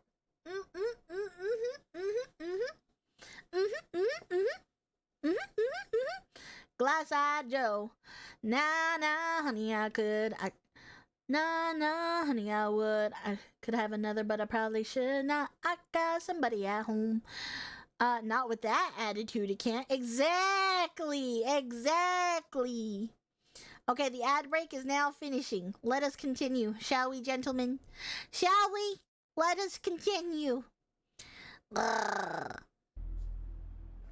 Okay, Pappy hasn't gave a fuck in a long time. Now he's running at an active deficit. They've killed the only thing that's brought him any joy in the past, like, year and a half. But the silver lining is General Kenny, seeing how effective the A-20 Havocs were at ground combat, makes Pappy Gunn his head of special projects. Pappy no longer has to steal shit. He no longer has to acquire stuff. and rob people, he has a blank check with the DoD budget. He's gonna get whatever the fuck he wants whenever he wants it. And with that, he decides the B-25s might be even more effective at sinking enemy ships if they could skip bomb. Skip bombing was a technique that was originally pioneered by the British, where the plan was fly really fast right above the water, drop your bomb going so fast that the bomb skips across the water like a rock on a pond and then clashes into the side of the enemy ship and explodes. Pappy goes in, gets his skip bombs, modifies the fuses so they have an 11-second delay, giving them enough time that they're going to be able to punch into the enemy ship's hull and then explode on the inside. He then retrofits the B-25 to function with this new skip bombing technique, and then he goes out and tests it on some abandoned ship they have off the coast, and it's effective, at which point he goes to work with a bunch of other mechanics, modifying all 14 of the B-25s, and then he gets more B-25s coming in, and he modifies all those too. So now the B-25 has been changed from a medium bomber into what amounts to an A-10 Warthog that can skip bombs at you.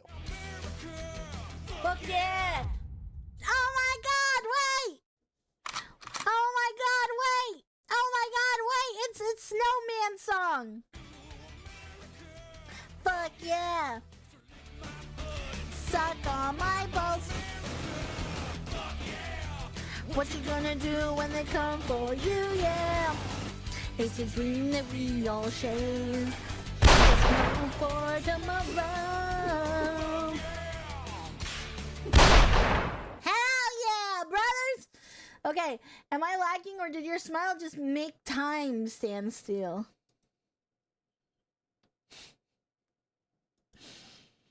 I like you. What's your name, partner? Take your meds, you never smile. Guys, wait. Guys, we can't just shut a Rizmaster's plans down. That's my shit. That's your shit. This guy is terrifyingly smart at making bombs and such. No, seriously. Cows are huge. He'd have to be yoinked to the point he'd be throwing the bombs by hand rather than dropping them with planes, which would be about the only way this story could get any more amazing. True. Shit, we got a Rizzler on Twitch. We got a Rizzler. We got the Rizmaster. Rizlamaster 5000. Imagine this guy living in homeowners association. Damn, dude. I would actually love to see that. I ain't gonna lie. I would love to see it. I'd love to see it. Alright. Do you have a band-aid? I scraped my knee when I fell for you. Band-aid. How does that Band-Aid commercial go? I am stuck on Band-Aid brands because Band-Aids are good on me. Or something like that. Skip bombs at you. Fuck yeah! Do it.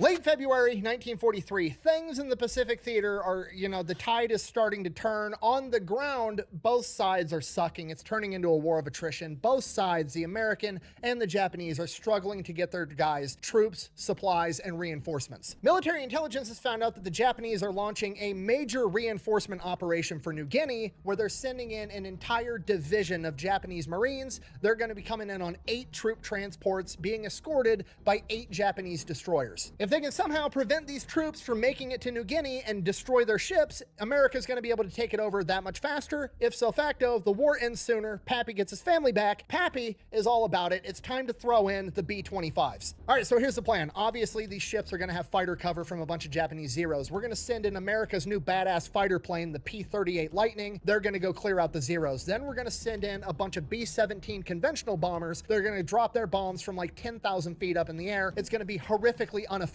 But we know that. It's part of the plan. We're not dropping those bombs because we think they're going to sink the ships. We're dropping those bombs because it's going to force the ships to break out of their formation and create chaos. After their formation's shattered, then we send in the A-20s to strafe the decks and suppress the enemy anti-aircraft, and then we send in the B-25s to suppress them even more and skip bombs right into the sides of their hulls. It's a good plan. Pappy's excited. General Kenny steps in and is like, no, you're too valuable to lose in combat. You're not allowed to go. So naturally, Pappy goes anyways. March 3rd, 1943, Battle of the Bismarck As you Sea. would. Everything goes according to plan. The P-38s go in, they take out the Zeros. The B-17s go in, they drop their bombs, they scatter the enemy formation, creating chaos. The A-20s go in, and this is where things take an unprecedented turn. You see, the Japanese didn't know that the A-20 strafer was a thing yet. So when they saw a bunch of light bombers approaching at low altitude, they naturally assumed that they were torpedo bombers because obviously that's the only thing that could be. Now, the doctrine for dealing with torpedo bombers, if you're a ship, is to turn towards the torpedo bombers so you reduce how big of a target you are, because if you let them be on your full broadside, they can hit the whole side of their ship. But if you turn to face them, they'd have to hit you dead on right on the front for a torpedo to be effective. So all their ships start turning towards the A-20 Havocs, assuming they're torpedo bombers. And what that does is it lines it up so that the A-20 Havocs, instead of strafing width-wise across the deck, are able to strafe the entire deck from bow to stern. I love it when a plan comes together. And those decks are covered in enemy infantry soldiers, by the way, or at least they were. I go, did you ever kill anybody? And he goes, I threw grenades into bunkers. I go, were there people in there? He goes, there were, yeah. Then the B-25s come in, strafing and skipping bombs right into the sides of the hull. By the time the smoke settles, they've sunk all 8 enemy troop transports and 4 of the destroyers. And the death toll for the Japanese men on board range anywhere from 3 to 10,000. And that's it. Pappy is pretty much the driving factor and the mastermind behind the liberation of New Guinea. After seeing this, General Kinney radios back to America and is like, hey, we need to just start making the B-25s like this from the factory. He sends like the designs, the rough sketches, the gist, the idea, and the engineers back home in America are like, that's not possible. You can't put that much weight in the front of a B-25. This will never work. It's against the laws of physics. So Kenny is like, fuck this. Pappy, pack your shit up. You're going to America. You're going to show them how to build a fucking plane. Oh my God. Pappy goes back to America, goes into this boardroom of all these engineers, all these, smart people that know what the fuck is going on, and they explain to him why this would never work, why it's physically impossible, blah, blah, blah, blah, blah. And Pappy's like, it works. I've done it. We did it with like 25 B-25s already, and we sank a bunch of Japanese ships. By the way, here's a bunch of pictures because I rigged cameras up to all my B-55s too, so I could yell World Star while I fucking did it. No shot! Dude, he's mogging on all of them! He is literally mogging on all of them! Do you not understand? Are you not entertained? This man said, not only am I going to kill you, I'm gonna kill you in 4K, bitch! And I'm gonna make fun of you! I'm gonna make fun of you! Dude, he's aura farming. He's aura farming! This is crazy! This is crazy! How the fuck? Dude, that's wild. That is so crazy. Level maxing he is. Oh my God. Do you have a band-aid? Oh, I read that. Absolute unit? Yeah. Honestly, it seems like Kenny just wanted Pappy to be extra motivated to do things. Yeah, the man is a menace with receipts. Yeah. World Star. Exactly. I'm indeed pretty entertained. Redneck engineered out the Harvard engineers. No, dude. I'm telling you, nothing in this world makes me more afraid than a solid redneck. Like, rednecks know what the fuck they're doing. I'd rather not get in a fight with any redneck, personally. Dudes, my guy was aura farming before aura farming was a thing. Dude. Crazy. Yo, World Star while I fucking did it. Look at that shit! Let's fuck on these haters! Fuck America! America! Dude! Pappy then goes and shows the engineers how he did it, and this becomes an official manufactured model of the B-25, the B-25 Strafer. After that, Pappy heads back to Australia, gotta save his family, gets back to Australia, starts working as a head of special projects for General Kinney again, and then he finds out that the engineers back in America one-upped him. They didn't figure out how to mount 8 50 calibers in the B-25. They figured out how to mount 12 50 calibers in the B-25, and that's going to be the new standard B-25 strafer. Okay, they've one-upped him. Sure. Is there multiple of them? Yes. Do they have engineering degrees? Yes. Do they have unlimited resources and didn't cobble it together in an aircraft hangar in the middle of a war zone? Yes. But also, Pappy Gunn's not going to let that shit stand. He's got to one-up him back. Pappy goes back to work in his lab. You know what's cooler than a B-25 with 12 50 caliber machine guns? A B-25 with 4 50 caliber machine guns and a 75 millimeter fucking tank cannon out of a Sherman tank. Yes, he actually does this. Not only does it work, he actually goes out in the testing and sinks multiple enemy ships with a fucking tank cannon he mounted inside of a plane, and then it also becomes an official B-25 design, the B-25G. By August of 1943, Pappy's designs are getting mass-produced in America and sent into combat, and they are playing a pivotal role in ground warfare. They are part of the reason that we were able to win the WWAC campaign in 1943. But this still doesn't solve the problem. Like, okay, cool, America's winning the war now, but also I still need to get my wife and kids back. So he starts plotting on how he's going to get back to the Philippines and rescue his family. By 1944, intelligence says that the Japanese are storing hundreds of Japanese planes in Manila on Dewey Boulevard, and Pappy's like, they're in a straight line. They're on a fucking street. Let me load up the B-25 with extra fuel tanks. I will fly straight there. I've got enough for a one-way trip. I will strafe all of these planes, take out hundreds of Japanese planes. I'll either land or I'll crash land, and then I'll figure out how to make it back to Australia. In reality, in the back of his head, he's like, then I'm gonna go rescue my fucking family. But General Kenny steps in and is like, no, absolutely not. You're too valuable. By September of 1944, America's gearing up to re-invade and retake the Philippines, and Pappy's like, let me go in, I'll organize guerrillas, I'll start fighting right now. And General Kenny, again, is like, dude, no, you are more valuable to me than a Japanese general. We're not doing this. You're staying here. Then, as the plans for the invasion of the Philippines get drawn up, they come to the realization that the American aircraft carriers aren't going to be enough to be able to maintain or even compete for air superiority, and they're going to need a landing strip somewhere in the area, preferably in Leyte. Problem, there isn't one. So they're literally, if this plan's going to work, they're going to have to send in a forward engineer party that's going to have to take the beach, get rid of all the Japanese there, and then build a fucking airstrip in a matter of like a day or two if they're going to have any chance of retaking the Philippines. Thor, we need your help to win this battle. Let's go. It's something that's just, it's not possible. But luckily, they have one guy that can do the impossible, Pappy Gunn. Pappy then hand-selects his entire raiding and construction crew, makes an amphibious landing in Leyte, takes the beach, and builds a fucking airstrip big enough for every American heavy bomber to land on in the matter of 3 days. And on the very first of those 3 days, it becomes very apparent that some heavy equipment would be pretty fucking handy, like, I don't know, a bulldozer. So Pappy takes off on his own behind enemy lines and steals a Japanese bulldozer and then uses that to build the airstrip. Pappy, you fucking sick psycho son of a bitch! What the fuck? Pappy!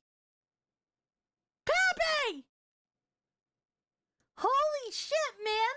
Dude, I can just imagine, like, okay, what I'm imagining in my head is probably not how it went. I don't know. But I'm imagining Pappy on a bulldozer driving across enemy lines. Ah! You know? And and just shots are being fired at him. He's like, ah! Oh, Pappy! What are you doing, my man? Holy shit! Oh my god. Hi, Day. How are you doing today? How's my favorite fairy? I'm a pixie, but I'm doing good. How are you, Sammy? Redneck engineering is really something. It is. This is why other countries fear us. Like, the fuck you mean one dude just trying to get his family back completely engineers the newest fucking models mid-war? Dude, I know. Thank you. Thank you for the hydration. Hold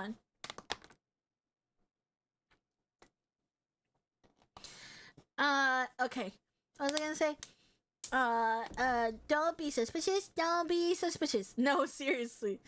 What a mad lad. Seriously. Man is the definition of fine. I'll do it myself. Exactly! It just never stops. I'm getting so much fuel for my riding. Me too! Holy shit! Dude, this is crazy. This man is insane.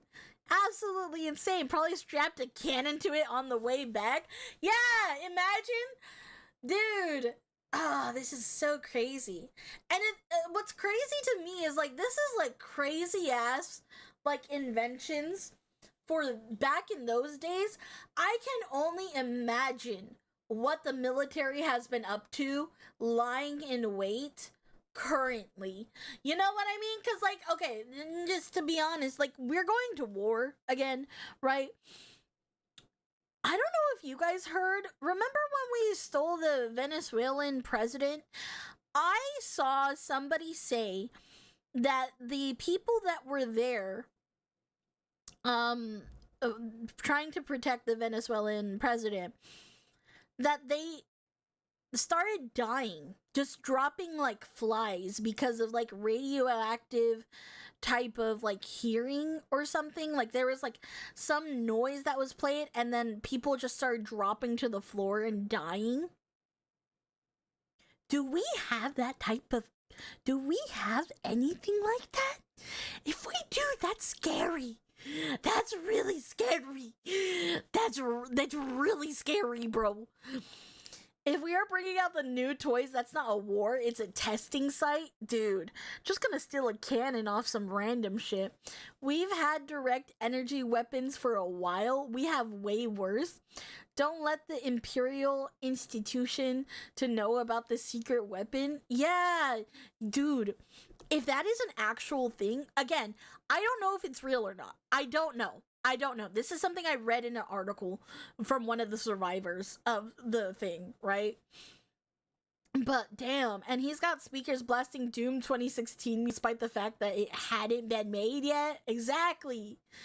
We made a switchblade missile, 6 to 3 feet katanas pow out just to take out a person without harming anyone else. That wasn't them dying, that was non-lethal direct energy weapons that was incapacitating them. Delta Force were the ones dropping them like flies. Oh, dude, sonic weapons, they are physically impossible. You just need to put the frequency in a range humans can't hear. It's scary! I don't want to go to war. I'm good. I just like hearing about it. I'm good. I'd rather not participate, but it's scary. Also to like, if any of you are in the military, I don't know if any of you are in the military, but if you have anybody in the military or you're in the military, please be safe right now. I love you very much. Thank you for protecting us. Teehee. I have some family friends that are in the military, and yeah, shit is scary. People underestimate just how powerful America is. Our enemies lied about their planes, and we built perfect counters for them just because we fucking can. Yeah, we unironically could wage war against the rest of the world and have a 60 out of 40 chance of winning. Yeah, we stole a Russian Hindi helicopter just to see how good it was. It's very scary. Very scary. Non-lethal weapon. And we ain't doing war day. Things are spicy, sure, but we ain't outright going to war with Iran. Okay, is that not what's happening? I just saw from me, because like, again, I haven't really looked into anything much. I was focusing on my health, my mental health, right? So I don't really know what's going on, and I definitely have to research into things more. But I do know that we did strike a plan to help Israel, I think, with Iran. I'm assuming. Still drafting it. I'm still drafting age. Please be careful. One of my brothers is in the army, and I hope he won't get shipped out anytime soon. I hope not. The fun thing about non-lethal weapons is that you can easily follow it up with more permanent ones. Yeah. It's a surgical strike, not likely to be a protracted campaign. Okay. Gotcha. Okay. We're living in scary times, man. Scary times. But everybody just be safe, please. Please. please. Construction crew makes an amphibious landing in Leyte, takes the beach, and builds a fucking airstrip big enough for every American heavy bomber to land on in the matter of 3 days. And on the very first of those 3 days, it becomes very apparent that some heavy equipment would be pretty fucking handy, like, I don't know, a bulldozer. So Pappy takes off on his own behind enemy lines and steals a Japanese bulldozer and then uses that to build the airstrip. After they get this airstrip up and running, the Japanese bomb the airstrip and Pappy dives underneath a Jeep and he gets hit with a white phosphorus bomb and he wakes up in the hospital after being in a coma. When he finally wakes up out of his coma, he has excruciating pain that seems to be agitated by like noise. Any music, loudspeakers, anything just makes this searing pain in his arm where he was hit with this white phosphorus go crazy, so much so that it makes him pass out. The doctors evaluate him. They tell him it's all in his head. They tell him he's making it up. He's malingering. He's trying to get out of combat. They obviously don't know who the fuck Pappy Gunn is. He's just another wounded soldier to them. And this goes on for weeks, just excruciating pain, so much so he's blacking out constantly. He feels horrible. He's like on his deathbed. It's actively killing him. And then General Kenny finds out what's going on, chews out all the doctors like, this dude's a fucking hero. He's not malingering. Trust me, I have to do everything I can to keep him out of combat. Whatever's going on, he's not fucking faking it. Check him out again. They do more and more. They check him. They check him. They finally do an exploratory surgery and find out that a piece of the white phosphorus, which is extremely fucking hot, had entered his body and seared one of the nerves in his arm, and it was still open and red and pissed off, and that's how he was getting agitated by sound. So they go in there and cut everything out, patch him up, and now he's just in the hospital recovering. And while he's in the hospital recovering, he gets more visitors. His wife and kids. While he was in the hospital, America had liberated the Philippines, including Santo Tomas internment camp, where his family was being held, and they managed to survive. After his family had been liberated, it took them a couple of days to make their way to the hospital where Pappy was being held, and the entire time, every different person they got handed off to was like, holy shit, you're Pappy Gunn's wife and kids. All they could hear about was all the legendary exploits and what their dad did to save them and how he's the reason that they're getting saved this early in the war. And then Pappy Gunn got to hear all the stories of what they had been up to for the past couple of years. And in this internment camp, they were starved, they were beaten, they were treated horribly. His wife came down with appendicitis and they didn't have general anesthesia, and she had to have her appendix removed while she was awake. And as the stories went on, as horrific as they were, there was a silver lining, and it was the fact that his kids took after him.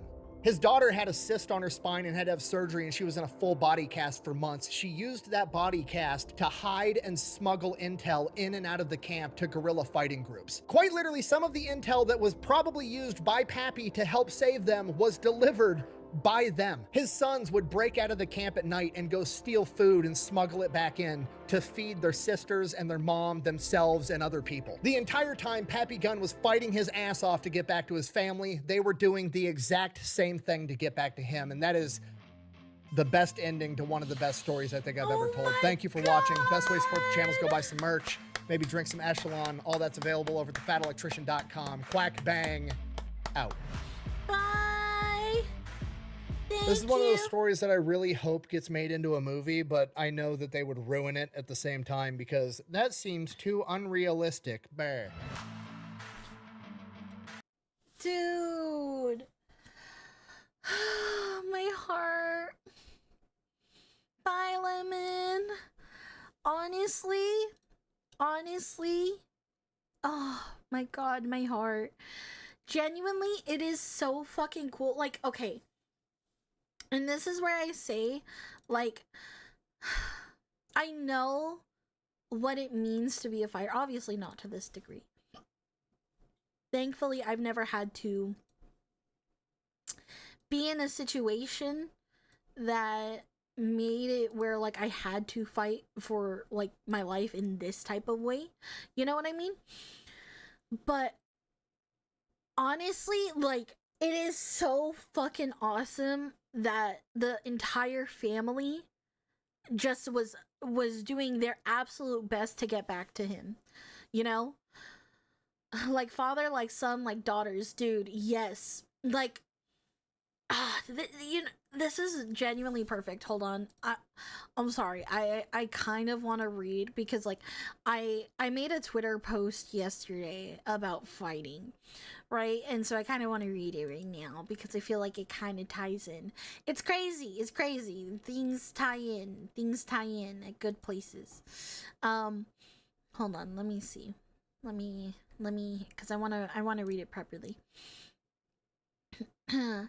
I constantly fight for my life. I often get mistaken for a tomboy for my personality. I am not docile, dainty, or soft. I'm rough around the edges because it's all I've ever known. I fight for what I think is right. I fight for my dreams and goals. I fight for my family and friends. I fight for my voice to be heard. I fight for the weak. I fight for the innocent. And I fight for the misunderstood. This leads many to see me as explosive and loud and annoying. I see myself as passionate and protective. Since I was young, I was told I was different than most, but I think all of us are internally fighting different battles. We fight our battles differently. I take my fights by force and break past my limitations because I learned I need to be strong or I won't survive this world. The world will consume you if you don't ignite your fire to keep the thorns and vines away. That's my mentality. I've been told that I put too much effort in trying to be a VTuber or content creator, but I refuse to not fight for what I want in this world. I believe in you to keep fighting. If you don't fight for yourself and your own dreams or goals, who will? I work hard because I can't afford to lose what I love. I can't lose my creativity, my passions. I've limited my flames before, and I will never do that again. I will never dull myself for you to feel comfortable. Honestly, I think it is very, very admirable to fight for yourself and to fight for your family and fight for your loved ones. Pappy, very much so, wanted nothing more than to fight for his family because he loved them more than anything else in this world. And that in of itself is admirable. He gave up everything and was willing to put everything on the line to be with his family. And you know what? I hope to find a man that is that amazing one day. Imagine your enemies giving back your family because they are so scared that you will keep fighting. Exactly.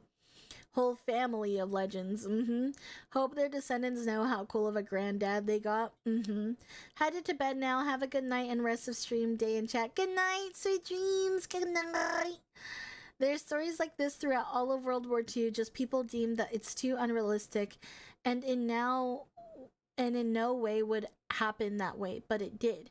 No, and that's the thing. When push comes to shove, and I think this is what I really, really love for America.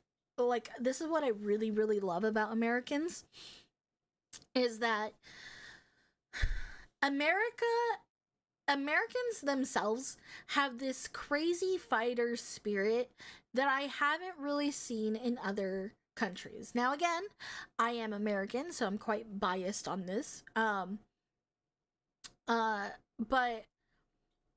I do think that Americans' culture itself is very much a fight for freedom type of culture. You know, there is not a single American person that I've met that doesn't actually have passions and is willing to like fight for something.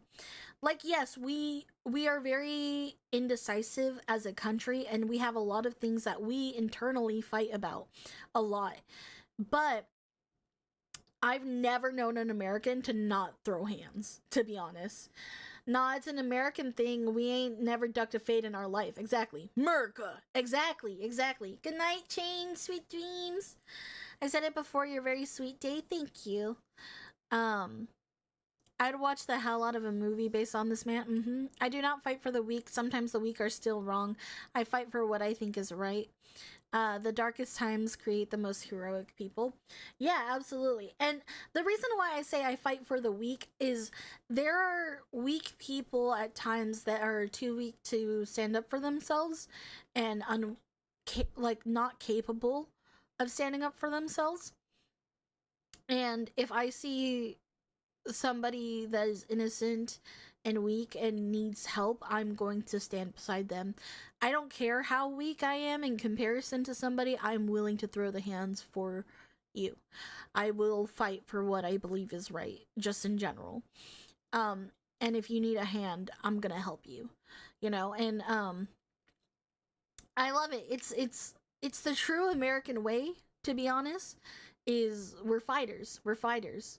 I've seen Euro bros and Canadians are soft compared to us. For whatever reason, we alone stand ready to be one-person armies as a matter of principle rather than exception. Yeah, and again, this isn't to shit on other countries. Like, I'm genuinely not trying to shit on you guys. I think a lot of other countries have a lot of really cool things that Americans don't have. However, one of the things that I really, really, really do like about us is our fighting spirit, and that's just something that a lot of countries don't have. A lot of countries are willing to like bend their knee to give in, you know what I mean? They'd rather not, like, with the effort. Awful Redneck Gaming, thank you so much for the follow. Welcome to the Shimmy Army. I appreciate you. Hello. Hold on. Actually, let me can I damn it.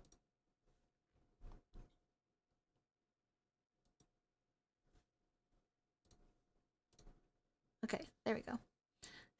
We're gonna snooze the ads because I plan on raiding out soon, give or take.